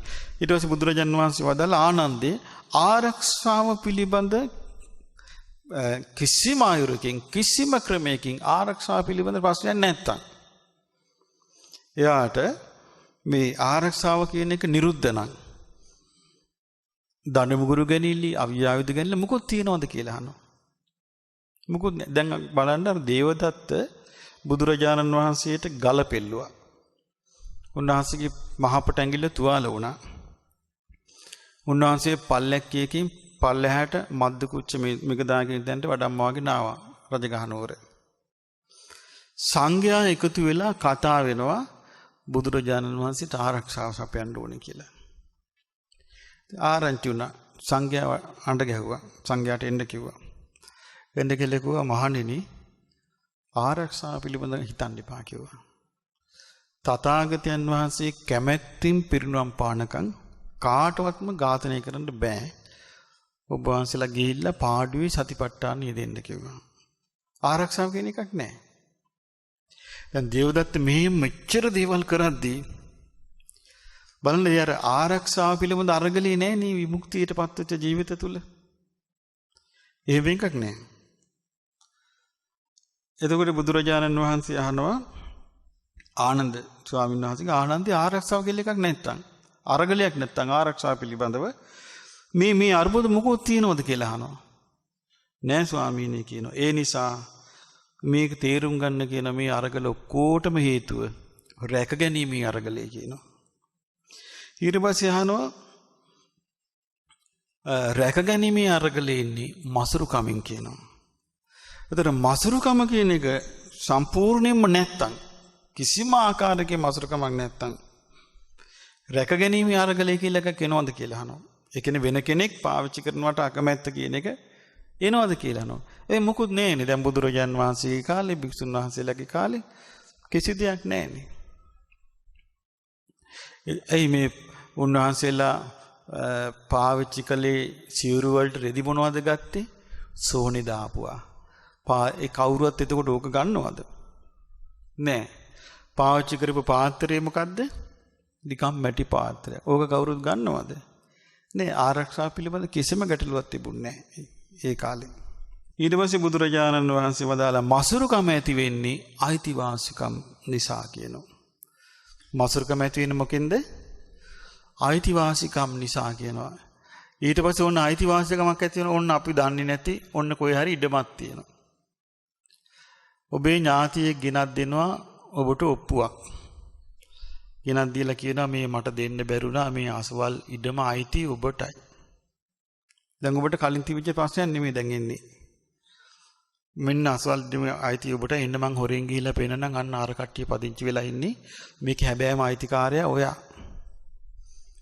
එහෙනම් ගිහිල්ලා මට පෙන්නපන් කියනවා. ඔන්න යනවා. ගිහලා පෙන්නන පොල්ලත් මැද්දේ ගියක් තියෙනවා. මේක අපේද කියලා. ලෝ මේක නීමි හිමිකාරය ඔයා කියනවා. එතකොට මොකද එයාට ඇති වෙන හිතේ? පරිග්‍රහං. මොකද පරිග්‍රහං කියන්නේ? අයිතිය. හිතට එනවා. ඊට පස්සේ අර මිනිස්සු ඉන්නවට කැමති වෙනවද? ඊට පස්සේ මොකද්ද කරන්නේ? නඩුවක් දානවා. එහෙම නේද මේ සාමාන්‍ය මම මේ කියන්නේ සාමාන්‍ය ලෝකයේ අර්බුද හේතුඵලනේ එතකොට. හේතුඵල වශයෙන් කැරි කියන්නේ. සබ්බසෝ පරිග්‍රහයේ අසති සියලු ආකාරයෙන් අයිතිය නැත්තම් මසුරුකමක් ඇති වෙයිද කියලා අහනවා. සියලුම ආකාරයෙන් කෙනෙකුට යමක් ගැන අයිතියක් නැත්තම් එයාට මසුරුකමක් ඇති වෙනවද? මසුරුකමක් ඇති වෙන්නේ නැහැ. මේ විදිහට කියනවා මේ එතකොට අයිතියක් ඇති වෙන්නේ මේ තමන්ගේ කියලා හිතේ බැස ගැනීමෙන්. අජ්ජෝසානං. හිතේ ඒක බැස ගන්න නැත්නම් ඒකේ අයිතියක් හිතට එන්නේ නැහැ කියනවා. එතකොට බැසගන්නේ චන්දරාගය නිසා කියනවා. චන්දරාගය නැත්තම් බැසගන්නෙත් නැහැ කියනවා. එතකොට චන්දරාගය ඇති වෙන්නේ විනිශ්චයෙන් කියනවා. මේක මෙහෙමයි කිය විනිශ්චය කිරීමෙන් කියන චන්දරාගය ඇති වෙන්නේ. ඒක ඇති වෙන්නේ යමක් ලැබීමෙන් කියනවා. ලැබීම තියෙන්නේ සෙවීමෙන් කියනවා. ඉතින් මේ විදිහට බුදුරජාණන් වහන්සේ විස්තර කරන සොයන්නේ තණ්හාවෙන් කියනවා. එතකොට බුදුරජාණන් වහන්සේ විස්තර කරන ওই විදිහට වේදනාපච්චය තණ්හා කියන එක පෞද්ගලිකව අර්බුදේ හදනවා. විඳීම නිසා තෘෂ්ණාව කියන එක පෞද්ගලික අර්බුදෙත් හදනවා. සමාජගත අර්බුදෙත් හදනවා. ඉතිකෝ ආනන්ද දේ ධම්මා. ඒ කියන්නේ විඳීම නිසා හටගන්න තෘෂ්ණාව සමාජගත අර්බුදය හැදීමයි පුද්ගලික එක එක්කෙනා තුළ අර්බුදය හැදීමයි වේදනාය ඒක සමෝසරණා. මේ විඳීම නැමැති එකම දෙයින් තමයි වෙන්නේ කියනවා. විඳීම නැමැති එකම දෙයින් කියනවා සමාජගත අර්බුද හටගන්නේ ඒ තමන්ගේ අර්බුදය හටගන්නේ. ඊළඟට බුදුරජාණන් වහන්සේ වදාලා විඳීම හටගන්නේ මොකෙන්ද? කුමප්පච්චයාද වේදනා. පස්සපච්චයා වේදනා ස්පර්ශයේ ප්‍රත්‍යයෙන් විඳිනවායි කියලා කාරණයක් කිව්වා. මේක මෙහෙම තේරුම් ගන්න කියනවා. ආනන්දය ස්පර්ශය කී ආකාරද? 6 ආකාරයි. මොනවද? ඇසේ ස්පර්ශය,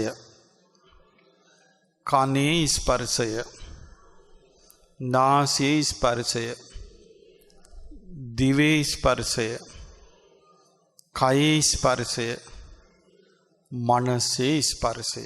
එතකොට ස්පර්ශය කී ආකාරද? 6 ආකාරයි. එතකොට බුදුරජාණන් වහන්සේ වදාලා මේ 6 ආකාර ස්පර්ශයම නැත්තරම නැත්තම් මේ 6 ආකාර ස්පර්ශ කොහේවත් කොතනවත් කිසිම ආයුරකින් කිසිම ක්‍රමයකින් කොහේවත් හටගන්නේ නැත්තම් ස්පර්ශය හටගන්නේ නැත්තම් කොයිම ආකාරයකින්වත් ස්පර්ශය නිරුද්ධ නම් විදීමක් කියන එකක් තියනවාද කියලා අහනවා. ස්පර්ශය කියන එක නිරුද්ධ නම් විඳීම නැහැ කියනවා. එහෙනම් ආනන්දේ තේරුම් ගන්න කියනවා ස්පර්ශයමයි විඳීමට හේතුව. ස්පර්ශයමයි විඳීමට නිදානේ. ස්පර්ශයමයි විඳීම හට ගන්න හේතු වෙන්නේ. ස්පර්ශයෙන්මයි විඳින්නේ. ඊළඟට බුදුරජාණන් වහන්සේ වදාළ මෙහිම. දැන් මේ දේශනාවේදී ස්පර්ශය කුමක් ප්‍රත්‍යයෙන් කියලාද කිව්වේ? නාම රූප ප්‍රත්‍යයෙන් ස්පර්ශ කියලා කාරණයක් කිව්වා. ආනන්දය මේ කාරණය මේ විදිහට තේරුම් ගන්න කියන නාම ප්‍රත්‍යයෙන් ස්පර්ශ කියන එක. නාම කාය කියලා වචනයක් කියනවා මේකේ. නාම කාය පැනවීම කියලා. නාම කාය කියලා අපි නාම කියන්නේ මොනවටද සාමාන්‍යයෙන්? වේදනා, සංඥා, චේතනා, පස්ස, මානසිකාර. නාම කියන්නේ. එතකොට මේ නාමයට කියනවා යම් ආකාර වලින් යම් සටහන් වලින් යම් නිමිති වලින් යම් පැනීම් වලින් යමක් ගැන යම් දෙයක් ගැන නමකින් කතා කරනවාද? නමකින් කතා කරනවාද? අපි ඔබට තේරුම් ගන්න කිව්ව මෙහෙම. අපි දැන් ඔබට කියනවා මෙහෙම දල ඇත. දැන් මම මොකද කිව්ව වචනේ? දල ඇත. දැන් ඔබට හිතට මැවුනද නැද්ද? අලියෙක්ද මැවුනේ ඇතෙක්ද මැවුනේ? විශේෂයෙන් මොකක්ද ඇතාගේ? දල. දල තියෙන්නේ කොහෙද? කොඬවැල දෙපැත්තේ. එතකොට දල මොන පාටද? දල සුදු පාටයි. ඇතා මොන පාටද? කළු පාටයි. එතකොට ඇතා පුංචිද විශාලයි? ඇතාගේ කකුල් මොන වගේද? වංගෙඩි වගේ. කන් මොන වගේද? කුල්ල වගේ. නැට්ට මොන වගේද? කොස්ස වගේ. දැන් මේ කතා වුණේ නාම කාය. දැන් මේ නාම කායට උවමනා කරන දේවල් රූපෙ තිබුණ නැත්තම් දැන් ඔබ කුල්ල දැකලා නැත්තම් කුල්ල කියලා රූපයක් තිබුණ නැත්තම් ඔබට කුල්ල වගේ කියන එක හිතට ගන්න පුළුවන්ද? බෑ. කොස්ස කියලා එකක් තිබුණ නැත්තම් ඔබට කොස්ස කියන එක ගන්න පුළුවන්ද? බෑ. වංගඩි කියලා එකක් රූපයකින් තිබුණ නැත්තම් ගන්න පුළුවන්ද? බෑ. දල කියලා එකක් රූපයකින් තිබුණ නැත්තම් ගන්න පුළුවන්ද? බෑ. ඇතා කියලා එකක් රූපයකින් තිබුණ නැත්තම් ගන්න පුළුවන්ද? රූපයකින් තිබුණට නමක් නැත්තම් ගන්න පුළුවන්ද? බෑ. දැන් අපි ඇතා, දල ඇතා කියපුවම ඔබට මැවුණා. එහෙනම් ඒ නම ඔස්සේ සංඥාවක් ඇවිල්ලාද නැද්ද? විඳීමක් ඇවිල්ලාද නැද්ද? චේතනා වැඩ කරනවද නැද්ද? නාම. ඒ නාමකයේ පැනවීම නැත්තම් නාමකයේ පැනවීම සම්පූර්ණයෙන්ම නැත්තම් මේ කියනවා රූපකය අදිවචන සම්පස්සෝ පඤ්ඤාති. රූපයකට අපි විවහාරයක් ගේන්න පුළුවන්ද කියලා අහනවා. ඒ කියන්නේ ඒකට නමක් නැත්තම්. නමක් නැත්තම් අපිට ඒක ගැන මොකක් කතා කරන්න බෑ. මොකක් හරි නමක් ඕනේ. ඒක දැන් ඔබ දන්නවා ඇති මේ විද්‍යාව ඉගෙන ගනිද්දී අපි පොඩි කාලේ ඉගෙන ගත්ත නමක් නැති එකට අපි x කියලා දානවා. මුකුත් කතා කරගන්න අපිට මේක විග්‍රහ කරගන්න අපි x කියලා දානවා. සුද්ධ අපිට මොකද සුද්ධන්ට මොකක් හරි දාගන්න ඕනේ x දැම්මා. අපි ඔකට වෙන එකක් දැම්මත් නමක් නැති දෙයට ඒකක් නොදා පාවිච්චි කරන්න බෑ. එහෙනම් මොකක් හරි රූපයකට අනිවාර්යයෙන්ම නමක් ඕනේ. ඒක නාමයක් දාන්න නැත්තම් නාමයක් සම්පූර්ණයෙන්ම නැත්තම් ඒකේ රූපය ගැන කතා කිරීමක් නැහැ කියනවා. ඊළඟට කියනවා යම් ආකාරයකින් කතා කරන දේ රූපේ නැත්තම් ඒ කතා කරන දේ රූපේ නැත්තම් ඒ නාමයෙන් කතා කරන එක නෑ කියනවා. ඒ කතා කරන දේ රූපේ නැත්තම් අපි කියමු අපි කතා කරනවා කියලා මෙහෙම.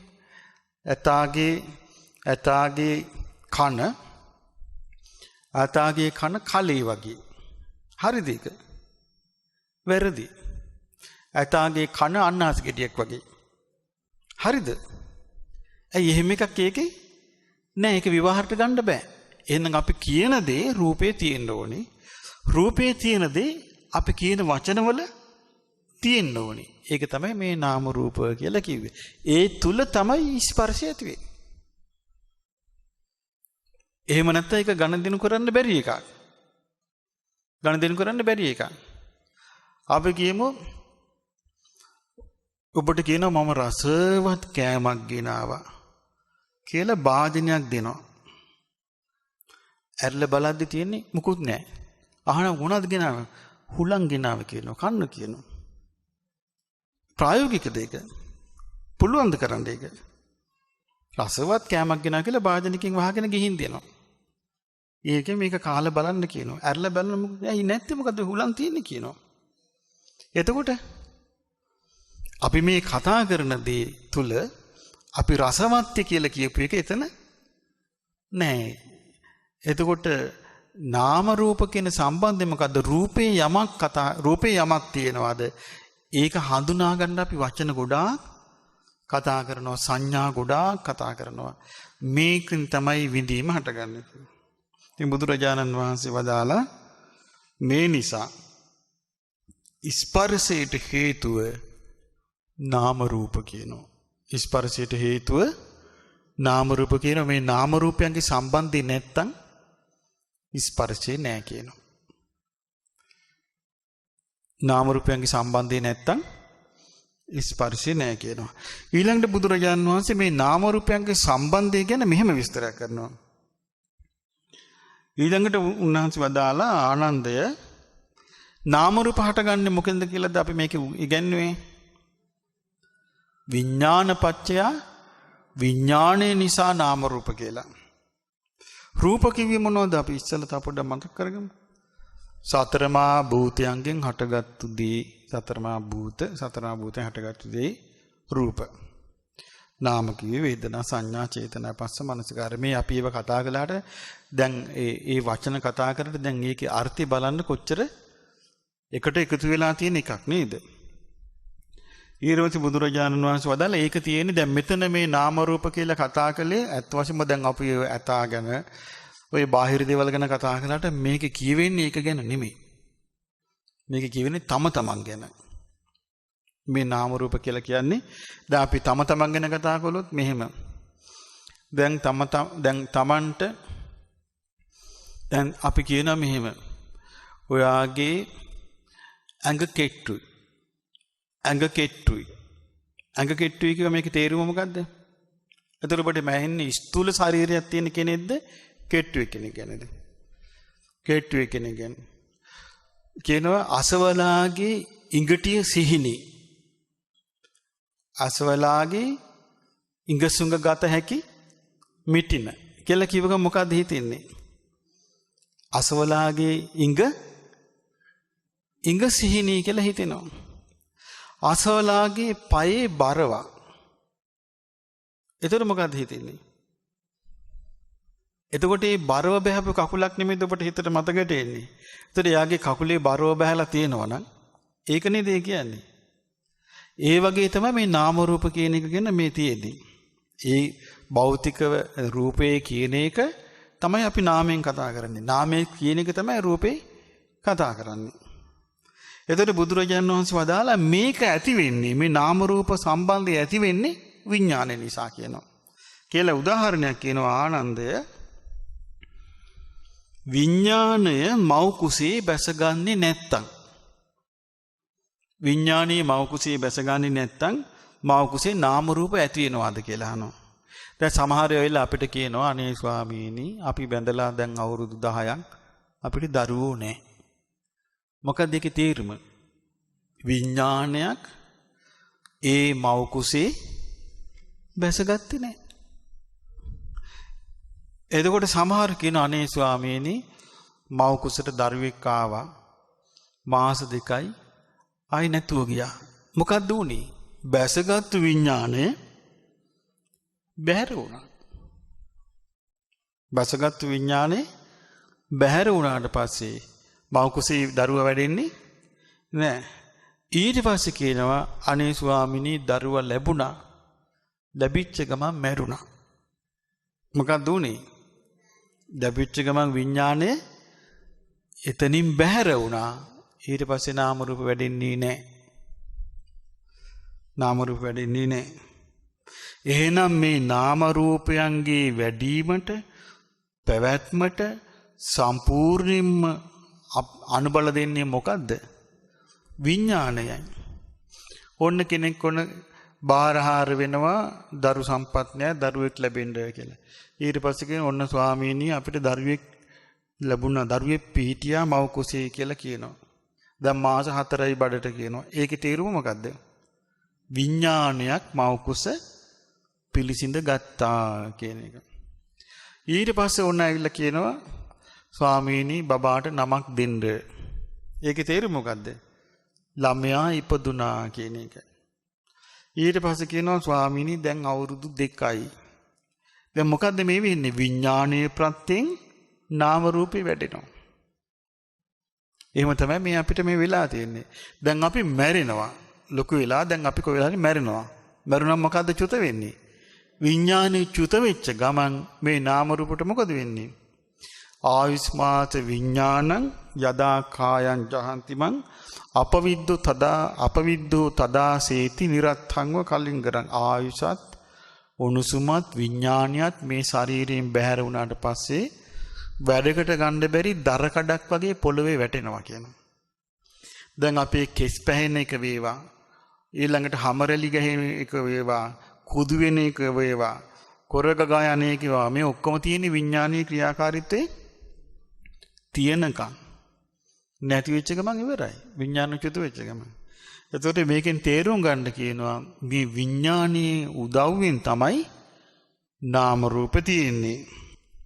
ඊළඟට හිතන්න කියනවා නාම රූප පත්‍ය විඥානං. මේ ඉස්සලකේ විඥාන පත්‍ය නාම රූප. විඥානීය උදව්වෙන් නාම රූප. දැන් කියනවා නාම රූප පත්‍ය විඥානං. නාම රූපයේ උදව්වෙන් විඥානය තියෙන. ඒක කියන්නේ ආනන්දය නාම රූපේට විඥානීය පිහිටක් ලබන්නේ නැත්තම් නාම රූපයේ තුල විඥානීය පවතින්නේ නැත්තම් අනාගතේ ජරා මරණ ඉපදීමක් තියෙයිද කියලා අහනවා. අනාගතේ ඉපදීමක් තියෙන්නේ මේ විඥානයේ නාම රූප තුල විඥානීය පිහිටන නිසා කියනවා. නාම රූප තුල විඥානීය පිහිටක් නැත්තම් ඒ විඥාණයට මොකද වෙන්නේ? නිරුද්ධ වෙනවා. පහන නුන වගේ වෙනවා. ඒකට තමයි පිරිනුවම් පානවා කියන්නේ. එතකොට සාමාන්‍ය විඥානයේ තියෙන්නේ කුමක් පිහිට කරගෙනද? නාම රූප පිහිට කරගෙන. එතකොට මේ නාම රූපේ තමයි විඥානයේ ගිහින් පිහිටන්නේ. විඥානයේ පිහිට තියෙන්නේ කොහෙද? නාම රූපේම විඥානයේ පිහිටන්නේ. එතකොට විඥානයේ පිහිටියේ නැත්නම් විඥානය නිරුද්ධ වෙනවා. එතකොට විඥානයේ පිහිටන නිසා තමයි ආයෙ උපදින්නේ. ඇයි විඥාන පත්‍ය නාම රූප. ආයෙම නාම රූපේ වැඩෙනවා. එතකොට නාම රූපයේ වැඩෙනකොට නාම රූපයේ විඥානයේ පිහිටනවා. මේ කියනවා ඒ නිසා නේද දුක හටගන්නේ. නාම රූපයේ විඥානයේ පිහිටන් නැත්තම් දුක හටගන්නේ නැහැ නේද කියලා අහනවා. නෑ ස්වාමීනි කියනවා. බුදුරජාන් වහන්සේ අදාලා ඊත්තාවතාඛෝ ආනන්ද. ආනන්දයේ උච්චරමයි. මේ ප්‍රවණකින් ජායේතවා ඉපදුනා කියලා කියන්නේ. ජීයේතවා දිරනවා ජරාවට පත් වෙනවා කියලා කියන්නේ. මීයේතවා මැරෙනවා කියලා කියන්නේ. චවේතවා චුත වෙනවා කියලා කියන්නේ. උපපජ්ජේතවා ආයි උපදිනවා කියන්නේ. එත්තාවතා ආදි වචනපත්ව මේ ලෝකේ තියෙන නං වලින් විස්තර කරන හැම දෙයක්ම තියෙන්නේ ඔච්චර උපමනකින් කියනවා. එත්තාවතා නිරුත්තිපත්ව මේ ලෝකේ තියෙන එක විග්‍රහයන් තියෙන්නේ උපමනකින්මයි කියනවා. එත්තාවතා විඤ්ඤාතිපත්ව මේ ලෝකේ තියෙන ලෝකේ පැනවීම සම්මුති මේ නාම රූප ප්‍රත්‍යයෙන් විඥාන ප්‍රත්‍යයෙන් නාම රූප මේක තියෙනකම් කියනවා. එත්තවතා පඤ්ඤාවචර මේ ලෝකේ තියෙනුනා නෝනින් මෙහෙවන්න පුළුවන් තැන් ඒ නාම රූප ප්‍රත්‍යයෙන් විඥාන විඥාන ප්‍රත්‍යයෙන් නාම රූප තියෙනකන් විතරයි කියනවා.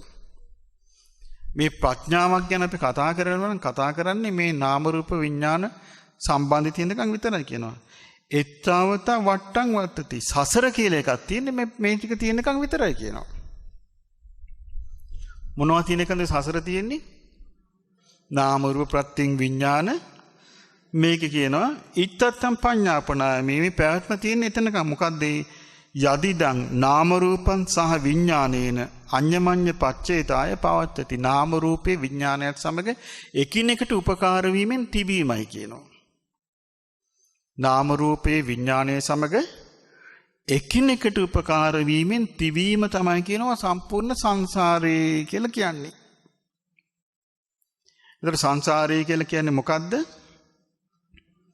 නාම රූප විඥානයත් එක්ක එකිනෙකට එකතු වෙලා තිබීම. එකිනෙකට එකතු වෙලා තිබීම. ඒතර සංසාරේ නැහැ කියන්නේ නාම රූප විඥානේ සම්බන්ධය නැතිවීම. නාම රූප විඥානේ සම්බන්ධය නැති වෙන්නේ මොකෙන්ද? තෘෂ්ණාව නැතිවීමෙන්.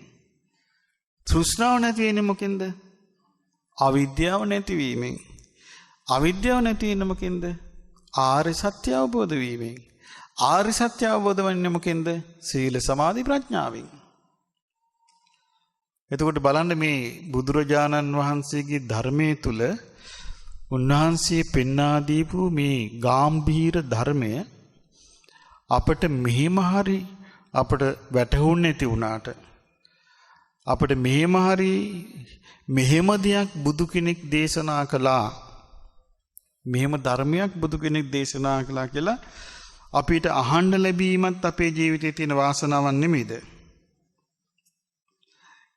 දැන් බුදුරජාණන් වහන්සේ ඊළඟට මේ දේශනා කරන්නේ මේකේ මේ ආත්මය ගැන. ඒ කියන්නේ දැන් බුද්ධ කාලේ දැන් බුදුරජාණන් වහන්සේ පහළ වෙන්නේ ඉස්සෙල්ලා තිබුණා මේ උපනිෂද් කියලා ධර්මයක්. ඒකේ තියෙනවා මේ ඒ කියන්නේ ඒ කාලේ මිනිස්සුන්ට තිබිච්ච ලොකුම සාදුවරු නැත්තම් ඍෂිවරු ඒගොල්ලන්ගේ ලොකුම ප්‍රශ්නේ තමයි මේ මොකද නිදහස් වෙන්න බෑනේ කාටවත් පැවැත්මෙන්. කොහෙ ගියත් නිදහස් වෙන්න බෑ. ඒ කියන්නේ එක්කෝ දියුණු කළා ඒ කාලේ යන්න තියෙන කොහෙද අන්තිමට එක්කෝ නේව සංඥා නා සංඥායතන. එහෙම නැත්නම් ආකින්චඤ්ඤායතන විඥානංචායතන මේවට යන්න තියෙන්නේ එක්කෝ ධානීට. කොහෙ ගියත් මොකද්ද වෙලා තියෙන්නේ? ඉපදිලා. කොහෙ ගියත් ඉපදිලා. ඊට පස්සේ ආයෙ පල්ලෙහාට එනවා.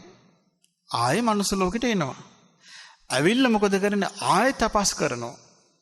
තපස් කළා ආයෙ ධානය වඩනවා. ආයෙ ධානය වඩලා ආයෙ උපද්දවනවා. ඔන්න ඥානයක් පහළ වෙනවා. මොකද්ද? පෙරවිසු කන්ද පිළිවිල දකිනා නුවණ පහළ වෙනවා. එතකොට මොකද වෙන්නේ? ආයෙ පේනවා ආත්ම කල්ප ගණන් ඇවිල්ලා තියෙනවා. ඉපදිනවා, මැරෙනවා ඇවිල්ලා තියෙනවා. නිදහස් වීමක් නැහැ. එතකොට මේ ඒ කියන්නේ ආසවක්ඛ්‍ය ඥානෙ පහළ වෙලා නැහැ කාටවත්. පහළ වෙන්නේ නැහැ නේ බුදු කෙනෙක් නැතුව. එතකොට මොකද වෙන්නේ? මේගොල්ලෝ කොහේ ගියත් උපදිනවා. එතකොට මේගොල්ලන්ට ඇති වුණා හැඟීමක් මොකද්ද මේ නැවත මේ අපි කැරකි යන්නේ මෙතන නොවෙනස් ආත්මයක් තියෙනවා කියලා හිතුණා. ඇයි මේකෙන් උපතින් නිදහස් වීම පේන තෙක් මානික නෑ. කල්ප ගණන් ඉන්නවා කියලා බ්‍රහ්ම ලෝකේ විමුක්තියක් කියලා හිතාගෙන. ඔන්න ආයෙ චුත වෙනවා. චුතලා ආයෙක වාරි ගිල්ල උපදිනවා. නිදහස් වීම නැහැ. ඒ නිසා උපනිෂද් වල තියෙනවා ඒ ඍෂිවරයා ගෝලයාට කියනවා යන්න නුග ගහ ළඟට කියලා. යනවා. ගේන්න නුග ගෙඩියක් කියනවා. ගේනවා. නුග ගෙඩිය පලන්න කියනවා. පලනවා. ගන්න නුග බීජයක් කියනවා. එතකොට නුග බීජ විශාලද? චූටි ලේඩියෙක් වගේ එකක්. නුග බීජයක් ගන්නවා. පෙන්නනවා දැක්කද කියලා අහනවා. මේකින් මේ නුග ගහ හැදුනේ කියනවා. කියනවා තත්ත්වමසි කියනවා. ඒකේ තේරුම ඒ ඔබයි. ඒ කාලේ හැටියට එහෙම එකක් කිව්වම මේ මහා දාර්ශනික එකක් වගේ. අපිට මේක නිකන් අnder දෙමළ වගේ. අපිට තේරෙනවද ඒක? නුග බීජේ පෙන්නලා යාට කියනවා තත්ත්වමසි. ඒ ඔබයි. ඒ ඔබයි. ඒකේ තේරුම මොකක්ද? අර මහා විශාල නුග ගාවෙච්ච බීජය වගේ ඔබේ ආත්මය කියලා කියනවා. එහෙම කතා කරපු සමාජයක තමයි බුදුරජාණන් වහන්සේ මේ හේතුඵල ධම කතා කළේ. ඒකයි ඒ කාලේ ආත්මය ගැන ගොඩාක් විස්තර කියා දෙන්න සිද්ධ වුණේ. දැන් කාලේ ආත්මය කතාවක් නැහැ. ඔය මොන හරි කාලේ ඔය මේ ටෙලිෆෝන් එකක් අතේ තියන් හිටියා මේ ඇති. එතකොට මට මේ ළඟදී එක ටියුෂන් ගුරුවරයෙක් කිව්වා දැන් පන්තිය උගන්වනවා දැන් ළමයි සල්ලි දීලා ඉගෙන ගන්න එනවා. ඒ ළමයි ෆෝඩ් එකක් තියාගෙන මෙහෙම ඔබ ඉන්නවලු. ඊට පස්සේ ඒ ළමයාගේ ෆෝන් එක අරගෙන මේ පැත්තකින් තියලා මේ සුඩ පැත්තකින් තියලා ඉස්සරහට ළමයාගේ අරගෙන ඒ සර් මේ සුඩ තියාගෙන පන්තිය ඉවරනකට බලද්දි ඒ පන්තියේ කෙළවරේ ඉන්න කෙල්ලෙක්.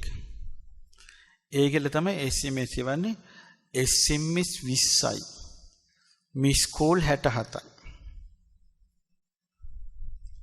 අපිට කියනවා මේ බලන්න. එතකොට මේ වගේ ළමයින්ට ඔය සමාජයේ ඉන්න අයට අනාගතේ බුදු කෙනෙකුගේ ධර්මයක් වදීද ඕන නෑ මොකක්වත් නෑ.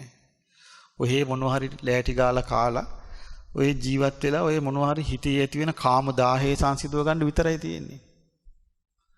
මේ ප්‍රඥාව සෙවිල්ලක් නෑ අනාගතේ. දැන් මං කිව්වේ ඒකද ඒ කාලේ එහෙම නෙමෙයි. ඒ කාලේ තපස් කළා, වීරිය කළා, මහාන්සි වුණා.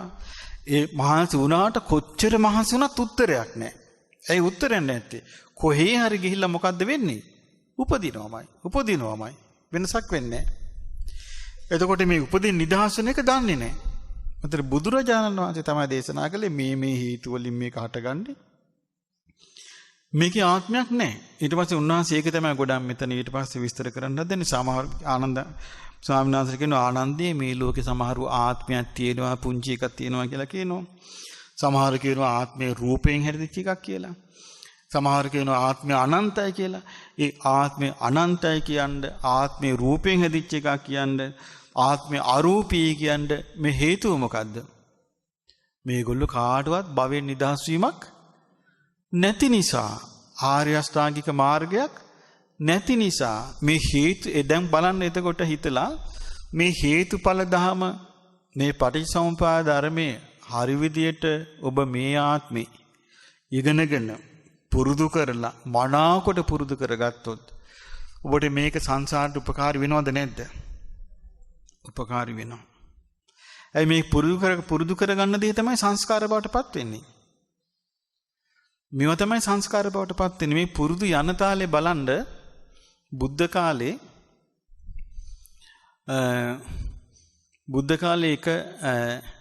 එක්කෙනෙකුට තිබුණා මේ පුරුද්දක් මේ ඒකට කියන කෝතුහල මංගලික කියලා. ඒක බ්‍රාහ්මණයෙක් හිටිය ඔය මංගල කාරණා සුභාසුභ දේවල් හොයන්නේ. තේ බ්‍රාහ්මණයෙක් හිටියා රජගහ නුවර. සවැත් නුවරද කොහෙද? ඒ බ්‍රාහ්මණයාගේ පෙට්ටගමේ ඒ බ්‍රාහ්මණයාගේ සලු දෙක මීයෝ කාලා. බ්‍රාහ්මණයා නාන්න ගිහිල්ලා සේවකයෙක් කිව්වා මගේ අසවල් සලු දෙක අරන් වරෙන් මට පොරව ගන්න කියලා. සේවකයා අරන් ගියාම මොකද්ද? මීයෝ කාලා. ඒතර වස්ත්‍රයක් මීයෝ කෑවහම එතකොට ඒ කාලේ මිනිස්සු කල්පනා කළා මේක මහා අවමංගල කාරණයක්, භයානක දෙයක් කියලා හිතුවා. හිතල ඉක්මනට මේ භයානක සර්පෙක් වගේ හී කියලා අතෑරියා. අතෑරලා සේවකයන්ට කිව්වා උඹලා ළඟ ඉන්න එපා මේකට කිව්වා. මහා අනතුරක් කිව්වා. මොකද්ද මේ වස්ත්‍ර දෙකක් මීයෝ කාලා. ඊට පස්සේ කල්පනා කළා බැරි වෙලාවත් මේක මම සේවකයන්ට දුන්නොත් මේ උන්ගේ ලෝභකමට මේක ගනි. ගත්තොත් අපේ සේවකයෝ නිසා මේක අපිටත් බලපායි. කියලා පුතාට අඬ ගහලා කිව්වා පුතේ මේ භයානක ලකුණක් පහළ වෙලා මේ වස්ත්‍ර දෙක මීයෝ කාලා මේක අරගෙන ගිහින් කෝටුවකින් ගනින් අතින් ස්පර්ශ කරන්න එපා වස්වදී කිව්වා. කෝටුවකින් ගනින් අරගෙන ගිහින් සොහොනට දමාපන් කිව්වා. ඉතින් බුදුරජාණන් වහන්සේ දා උදෑසන බැලුවා කාටද මම පිට වෙන්නේ? දැක්ක මේ බ්‍රාහ්මණය යාගේ පුතයි සෝවාන් වෙන්න පින තියෙනවා. මොකද කලින් ආත්මකත් මේගොල්ලෝ මේ දෘෂ්ටි ඉඳලා দমনය කළා. ඊට පස්සේ බුදුරජාණන් වහන්සේ අමුසෝනට ගිහින් අමුසෝනට වැඩලා ඒ සෝහන් දොරටුව ගාව බිම වාඩි වෙලා ඉන්නවා.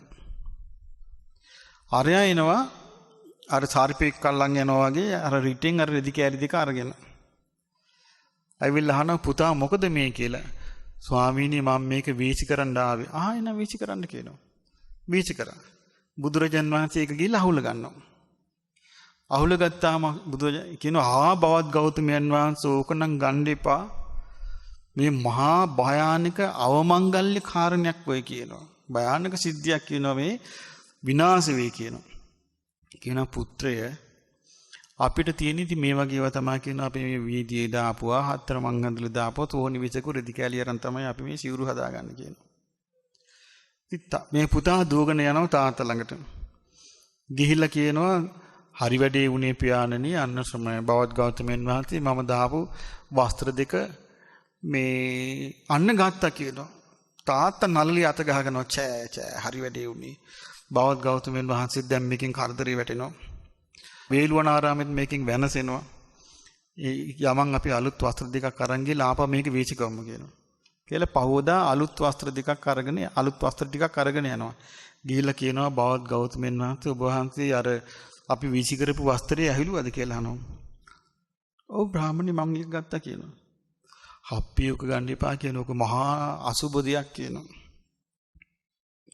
මොකක්ද අසුබි? මියෝ කාලා කියනවා. එතකොට ඊට පස්සේ බුදුරජාණන් වහන්සේ එයාට කරුණු කියලා ඒ දෙන්න ඊට පස්සේ කියන බ්‍රාහ්මණය කලින් ආත්මෙත් ඔයා විදුස්තිටි කියනවා. බලන සංස්කාරේ නැහැටි. කලින් ආත්මෙත් ඔයා විදුස්ති ඉඳලා කලින් ආත්මෙ මං ඔයාව দমনය කළා කියනවා. ඊට පස්සේ අනේ ස්වාමීනි ඒක මට කියා දෙන්නයි කියනවා. ඊට පස්සේ තමයි බුදුරජාණන් වහන්සේ ජාතකයේ කියා දෙන ඒ ආත්මෙත් ඔය විදිහට මියෝ කාපු වස්ත්‍ර දෙකක් අරගෙන යා මහා කරදරයකටපත් වෙනවා. අද සමහර හැට තියෙනව නේද එහෙම? හූණු කෑග හූණා කිව්වා කියනවා. ඒ කෝතුහල මංගල කාරණා හැටියට කල්පනා කරනීම. ඒ සමහරු ගමනක් යන ඉස්සෙල්ලා වම් පය ඉස්සරහට ගිහුවා තායි පස්සට ඇවිල්ලා ආයි දකුණු පය ඉස්සරහට දානවා. එහෙම තියෙනවා. ඒවල් මොනවද කියන්නේ? කෝතුහල මංගලික කියලා කියන්නේ. ඒ කියන්නේ ඒක කුතුහලයෙන් යුක්තයි. නමුත් ඒ මංගල කාරණා හැටියට සම්මත කරගන්නවා.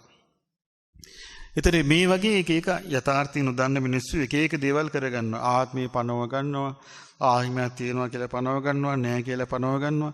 දැන් අපි මේ පටිච්චසමුප්පාද ධර්මයේ හොඳට පුරුදු කළොත් අන්න ප්‍රඥාව වැඩෙන සංස්කාරයක් හැටියට අපේ සංසාරයට මේක එකතු වෙනවා. ප්‍රඥාව වැඩෙන සංස්කාරයක් හැටියට. ඒකට අර නිහතමානීව කලබල නැතුව පටිච්චසමුපාදේ තියෙන විදියට දැන් මෙහෙම කල්පනා කළොත් ස්පර්ශයේ ප්‍රත්‍යයෙන් වේදනාව මේකේ තිබුණා. ඊළඟට තිබුණේ කොහොමද? නාම රූප ප්‍රත්‍යයෙන් ස්පර්ශ. එහෙම කොහොමද වෙන්නේ? එහෙම කොහොමද කියන්නේ? අපිට බෑ එහෙම කොහොමද කියන්නේ? මොකද හේතුව? බුදුරජාණන් වහන්සේ මේ දේශනා කරලා තියෙන රටාව හරි එකක්. මොකද අපි මේ ධර්මයේ අධ්‍යයනය කිරීමක් නෙමෙයිනේ කරන්නේ. මේ අධ්‍යයනය කරන්නේ අපි. මොකද්ද කරන්නේ මේ? සරණ යාම. සරණ යාම කියන එකයි අධ්‍යයනය කියන එකයි දෙකක්. සරණ යාම අධ්‍යයනය කියන එක ස්වාධීන එකක්. ඒක පිහිටක් කරගන්න දෙයක් නෑ. සරණ යනවා කියන්නේ මොකද්ද? පිහිට කර ගැනීමයි. පිහිට කර ගැනීමයි අධ්‍යයනය එකයි දෙකක්. සරණ යාම කියන එක්කෙනා බලන්නේ මේ ධර්මයේ තුලින් තමන්ගේ අකුසල් දුරු කරගන්න කුසල් දියුණු කරන්න. අධ්‍යයනය කරන එක්කෙනා කරන්නේ අධ්‍යයනය කළා ඇදී හොයා ගන්නවා. ඕක මෙහෙම තිබුණාට ඕක මෙහෙමයි වෙන්න ඕනේ, අරමයි වෙන්න ඕනේ, මෙහෙමයි වෙන්න ඕනේ කීකේ වාද කරනවා. මොකක්ද ඒ කරන්නේ? සර්පයාගේ නැට්ටෙන් අල්ලනවා. කිසි ඵලයක් ඇති වෙන්නේ නැහැ. ඉතින් බුදුරජාණන් වහන්සේ වදාළ ආනන්දයන් වහන්සේට මේ විදිහට මිනිස්සු රූපවද්දේ ආත්මය කීක හරියට ආත්ම දෘෂ්ටි බුද්ධ කාලේ. දැන් ඔබට තේරෙන්නේ නැති ඒ කාලේ මිනිස්සුන්ට ආත්ම දෘෂ්ටියෙන්ද හේතුව. මොකද්ද? මේකේ අවසානයක් පේන්න නෑ, නිදහස් වීමක් පේන්න නෑ, විමුක්තියක් පේන්න නෑ. ඇයි? කොහෙන් ගත්තත් පටිච්ච සමුප්පාදයෙන් නිදහස් වීමක් නෑ. පටිච්චසමුපාදයෙන් නිදහස් වීමක් නැහැ. හේතුඵල ධර්ම වැටහීමක් නැහැ. ඒ නිසා කොහෙන් ගියත් මිනිස්සු වැටෙන්නේ දෘෂ්ටියකට. දෘෂ්ටිය භයානකකම තමයි බුදුරජාණන් වහන්සේ දේශනා කළා මිනිසියෙකුට සිද්ධ වෙන්න තියෙන විපත්ති තුනක්. එකක් තමයි සීල විපත්ති. සීල විපත්ති කියන්නේ මොකද්ද? කෙනෙක් ඉන්නවා සත්ත්ව ඝාතනයකට හවුල් වෙලා. එතකොට යාගේ සීලේ විපත්තියටපත් වෙලා නැද්ද? කෙනෙක් ඉන්නවා හොරකමේ යෙදෙනවා. සීලේ විපත්තියටපත් වෙලා නැද්ද? විපත්තියටපත් වෙලා. ඒ වගේම කෙනෙක් ඉන්නවා වැරදි කාම සේවනයේ යෙදෙනවා. සීල විපත්තියටපත් වෙලා නැද්ද? විපත්තියටපත් වෙලා. කෙනෙක් ඉන්නවා බොරුවෙන් ජීවත් වෙනවා. සීල විපත්තියටපත් වෙලා නැද්ද? විපත්තියටපත් වෙලා. මත්පැන් මද්ද්‍රව්‍ය පාවිච්චි කරන විපත්තියටපත් වෙලා. බුදුරජාණන් වහන්සේ වදාලා සීල විපත්තිය නිසා මරණින් මත්තේ නිරේ යනවා කියනවා. තව කෙනෙක් ඉන්නවා චිත්ත විපත්තිය. චිත්ත විපත්තිය කියන්නේ අනුන් සතු දෙයට හිතේ ආසාව බැඳගෙන ඉන්නවා. මේක මං ගන්න ඕනේ කොහොම හරි මං අයිති කර ගන්න ඕනේ. මගේ දේ කී බැඳගෙන ඉන්නවා. ඒකට මොකද්ද කියන්නේ? අභිජ්ජා. ඊළඟට ව්‍යාපාද. චිත්ත විපත්තිය. ව්‍යාපාද කියන්නේ ද්වේෂෙන් තරහින් වෛරෙන් ඉන්නවා. මට මේකගෙන් පලි ගන්න නැත්නම් මෙහෙම කරන්න නැත්නම් අරම කරන්න නැත්නම් කීකේ ඒ අදහසෙන් ඉන්නවා. මේ දෙකට දේශනා කරලා තියෙන්නේ චිත්ත විපත්ති. එතකොට මිනිස්සු විපත්තියටපත් වෙනවා සීල විපත්තිය. ඊළඟ විපත්තියටපත් වෙනවා. එතකොට යම් කිසි කෙනෙකුට බලවත් ද්වේෂයක් ආවා කියන්නේ සිත විපත්තියටපත් වුණා. එතකොට අනුන් සතු දෙයකට බලවත් ආසාවක් ඇති වුණා කියන්නේ සිත විපතටපත් වුණා. විපතටපත් වෙච්ච සිතකින් සැපතක් උදා කරන්නේ නෑ, නිරේට යනවා. ඊළඟට දේශනා කරනවා දිට්ඨි විපත්ති. දිට්ඨි විපත්ති කියන්නේ මොකද්ද? දිට්ඨි විපත්ති කියන්නේ මිත්‍යා දෘෂ්ටිය. මිත්‍යා දෘෂ්ටිය කියන්නේ මව්පියන්නේ ඥාති මේ මෙලොව නැහැ, පරලොව නැහැ, ඔය හිත දියුණු කරපු අය නැහැ, ඕපාතික සත්‍යෝ නැහැ, කර්ම විපාක නැහැ කියන එක. දැන් ලෝකේ ওই මිත්‍යා දෘෂ්ටිය තමයි වැඩි. මිසදිටුව වැඩි. එතකොට මේ මිසදිටුව තියෙනකොට ඒ මිසදිටුව තුළ මිනිස්සු කොහොම හරි බලාපොරොත්තු වෙන්නේ එක්කෙනාට එක්කෙනා බය කරගෙන, ගරහගෙන, නිന്ദා පහස කරගෙන තමන්ගේ කාර්යය ඉෂ්ට කරගන්න. දැන් ඔය බංකුවර බංග්ලාදේශයේ අර රෙස්ටෝරන්ට් එකකට ගැව්වා කියලා. ඒ ලේ විලක්. ඒ මිනිස්සුන්ගේ ඔළු ඔක්කොම අර මේ මොනවාද අර ගිනි නිවන අර මේ මම දැක්ක එකක තියෙනවා ගිනි නිවන අර පොඩි රතු පාට බෝතල් වගේ එකක් තියෙන්නේ. ඒකෙන් ඔළුව චම්ප කරලා මේ සාමාන්‍ය මිනිස්සුන්ගේ ලීවිලා මොකද්ද මේ කරන්නේ? බය කරන්න.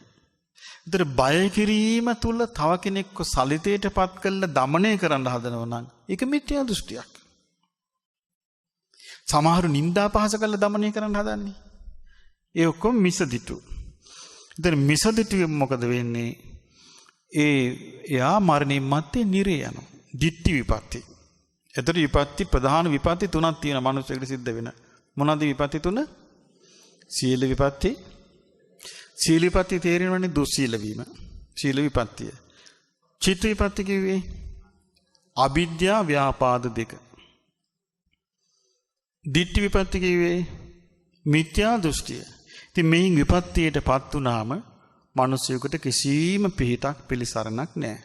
ධර්මයේ ඉගෙන ගන්න කෙනාගේ තියෙන වාසිය තමයි මේ විපත්තියින් තමන්ව නිදහස් වෙන්න තමන්ට අවස්ථාව තියෙනවා. මේ විපත්ති වලින් බේරෙන්න අවස්ථාව තියෙනවා. ඉතින් බුදුරජාණන් වහන්සේ වදාළ සමහරු ඉන්නවා මේ විඳීමත් ආත්මය හැටියට සලකනවා. මොකක්ද ආත්මයට සලකන්නේ?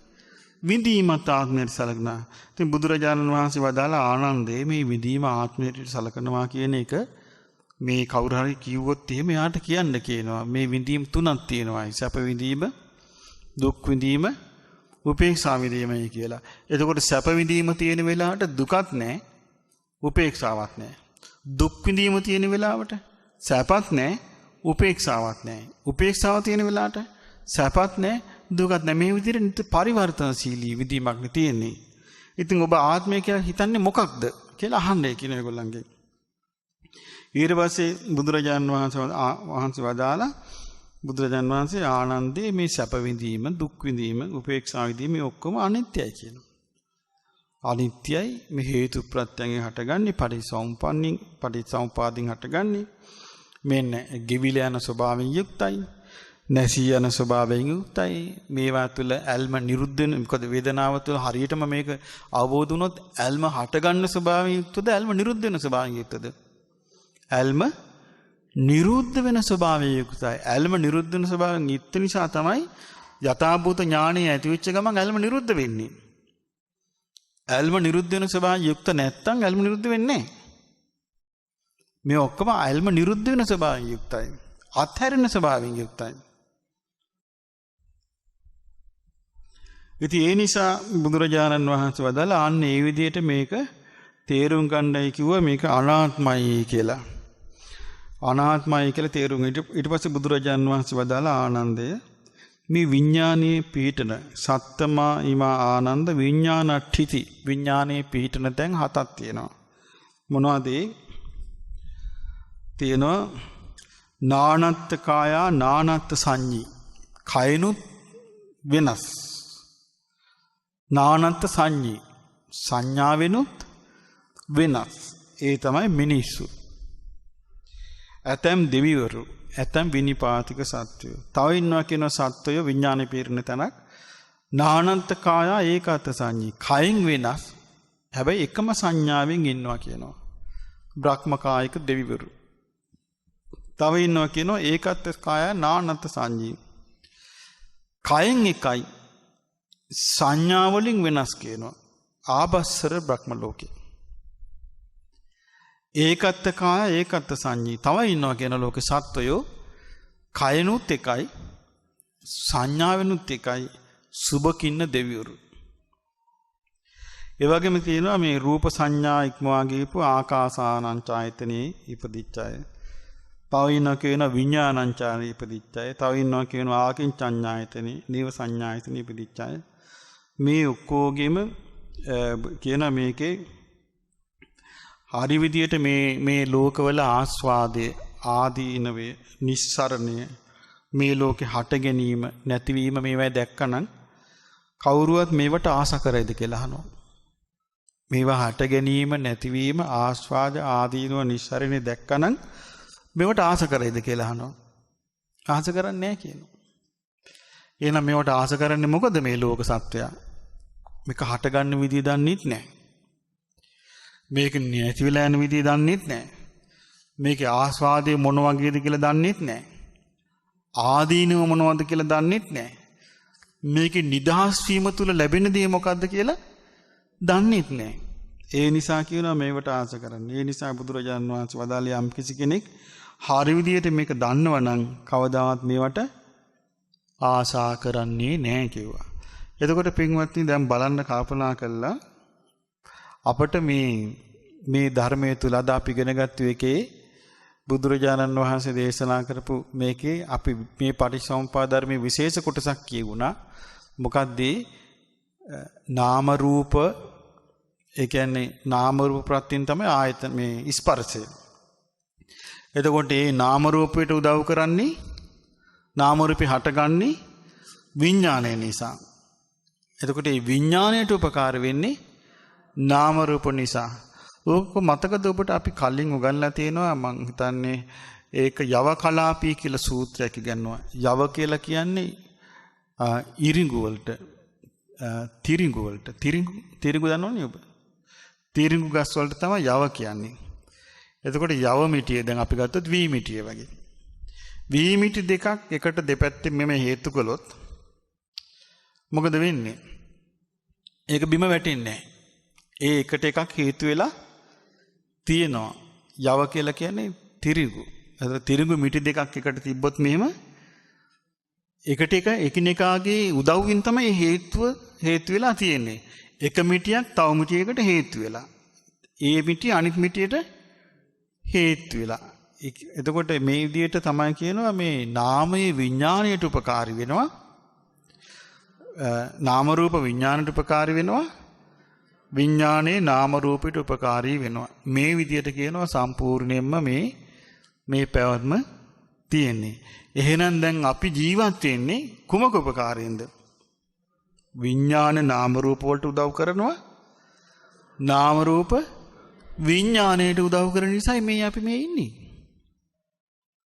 යම් දවසක මේ එකිනෙකට තියෙන උපකාරී නැති වෙලා විඥානයයි නාම රූපයයි උදව්ව නැති වුණොත් මොකද වෙන්නේ? විඥානයේ නාම රූපේ පිහිටන්නේ නැතුව ගියොත් මොකද වෙන්නේ? විඥානේ නාම රූපේ පිහිටන්නේ නැහැ. නාම රූපයෙන් විඥානෙට වැඩකුත් නැහැ. මොකද වෙන්නේ? පිරිනොම් පානවා. ඇයි පිරිනොම් පාන්නේ නැත්තේ? මේ නාම රූප විඥාණයට උදව් වෙවි තියෙනවා. විඥානේ නාම රූපට උදව් වෙවි තියෙනවා. මේ උදව් වෙවි තියෙන්නේ මක් නිසාද? මේ එකිනෙක උදව්වෙන් ස්පර්ශය වෙනවා. ස්පර්ශ වෙලා මොකද වෙන්නේ? විඳීම ඇති වෙනවා. විඳීම ඇති වෙලා මොකද වෙන්නේ? තණ්හාව ඇති වෙනවා. තණ්හාව ඇති වෙලා මොකද වෙන්නේ? උපාදාන ඇති වෙනවා. උපාදාන ඇති වෙලා මොකද වෙන්නේ? භවය ඇති වෙනවා. භවය ඇති වෙලා මොකද වෙන්නේ? ඉපදෙනවා. ඉපදිලා මොකද වෙන්නේ? මේ විදිහට ජරා මරණ දැන් මේක ආත්මයක් නෙමෙයිනේ. ජරා මරණ ශෝක වැළපීම් කායික දුක් මානසික දුක් සුසුන්හෙලි මොනතරම් පීඩාවලට පත් වෙවිද මේ ඉන්නේ. ඉතින් දැන් බලන්න අපි මේ විදිහට ඉන්නවා. දැන් සමහර තැන්වල මම දැක්ක තියෙනවා මේ එක පළාතක ලක්ෂ 2ක් ජනයා ඉන්නවා වතුර නැතුව. අප්‍රිකාවේ රටක දැන් ඉන්නවා මේ පිපාසයෙන් ඉන්නවා මරණයටපත් වෙවි වතුර නැතුව ලක්ෂ 2ක්. පිපාසයෙන් මැරෙනවා. බලන්න මේ අපි මේ දියුණුව කියන ලෝකේ. කන්න බොන්න තියෙන පහසුකම් තියනවා කියන ලෝකේ ලක්ෂ 2ක් එහෙන් ඉන්නවා. ඊළඟට මම දැක්ක තියෙනවා ඊශ්‍රායලේ වතුර කපලා පලස්තීනෙට. බොහෝම දුකදී ඉන්න වතුර නැතුව. කන්න නැතුව. ලොකු පිරිසක් ඉන්නවා මෙරි යනවා කන්න නැතුව වතුර නැතුව. මේ දැන් ලෝකේ. මොකද්ද හේතුව? ඉපදීම. එතකොට මේ ඉපදී අනේකේ කිසිම මේකට චතුරාර්ය සත්‍ය අවබෝධ කිරීම ඇර වෙනත් විකල්පයක් නැහැ. හැබැයි මේකට චතුරාර්ය සත්‍ය අවබෝධ කරන තුරු අපිට විකල්පයක් තියෙනවා. මොකද්ද? චතුරාර්ය සත්‍යයට උදව් ලැබෙන ලෝකයකට යෑම. ඔබ හිතන හැටියට මනුස්ස ලෝකේ චතුරාර්ය සත්‍ය අවබෝධයට උදව් තියෙනවාද? උදව් නැහැ. මනුස්ස ලෝකේ වර්තමාන මනුස්ස ලෝකේ චතුරාර්ය සත්‍ය අවබෝධයට උදව් නැහැ. ධර්ම කතාව අපි මේ කතා කරලා ටික කාලෙකින් මේක නැතු යනවා. ඊට පස්සේ චතුරාර්ය සත්‍ය අවබෝධයට උදව් නැහැ. ඕ මොනවද කියලා අපිට මේ කියලා තියෙන සමාජ ප්‍රශ්න ටික ඉස්සරහට ගන්නවා. ඒ නිසා චතුරාර්ය සත්‍යයට උදව් වෙන්න නම් අඩු ගානේ යන්න ඕනේ කොහෙද? තවතිසාවෙන් උඩ යන්න ඕනේ. එක්ක තවතිසා, තාවතින්සේ, එක්ක යාමි, එක්ක තුසිතේ, එක්ක නිමාන රති ඒ වගේ ලෝකයකට යන්න ඕනේ චතුරාර්ය සත්‍යයට උදව් ලබා ගන්න. ඒ හේතුව මොකෝ?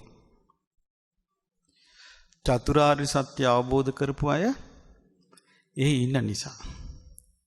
චතුරාර්ය සත්‍ය අවබෝධ කරපු අයගේ ලක්ෂණය මොකද්ද? හිස් කතාවෙන් තොරයි. හිස් කතාවෙන් ලාමක කතාවෙන් තොරයි. ලාමක දෘෂ්ටියෙන් තොරයි. එතකොට දුස්සීල බවෙන් තොරයි. එතකොට එහෙනම් අපිට දෙවියන් අතරට යාගත්තොත් ලාමක දෘෂ්ටියෙන් තොර, ලාමක හැසිරීමෙන් තොර යහපත් ප්‍රඥා සම්පන්න ධර්ම කතාවකින් දෙවිවරු මුණ ගැහින්නේ නැද්ද? අන්න අවස්ථාව. මෙහි ආවොත් දැන් ඔබට තේරෙන්නේ නැති මෙහි තියෙන අමාරුව. මේ දැන් තියෙන අමාරුව එන්න වැඩි වෙනවද අඩු වෙනවද? එන්න වැඩි වෙනවා. එන්න දුෂ්කර වෙනවා. එන්න කරදර වෙනවා. මොකද එන්න දැන් මම කිව්වේ දැන් සාමාන්‍ය ළමයි පවා එන්න නිකන් පොඩි කාලෙම තියෙන්නේ කාම පිස්සුව. 1000 තියෙන්නේ.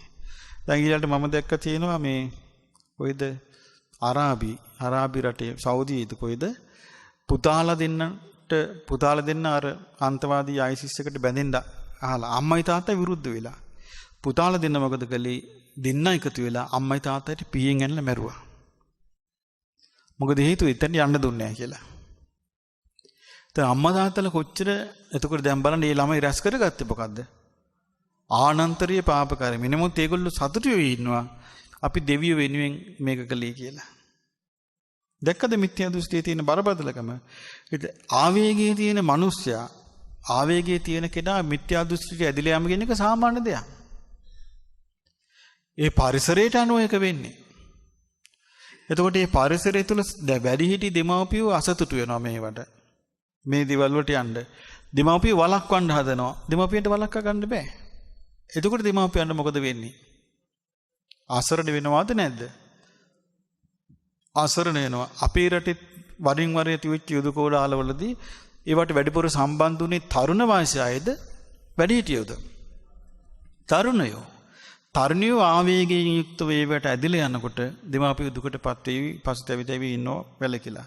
සමහරට පින් තියෙන කෙනා වුණත් ආවේග නිසා ඇදලා යන්නේ නැද්ද?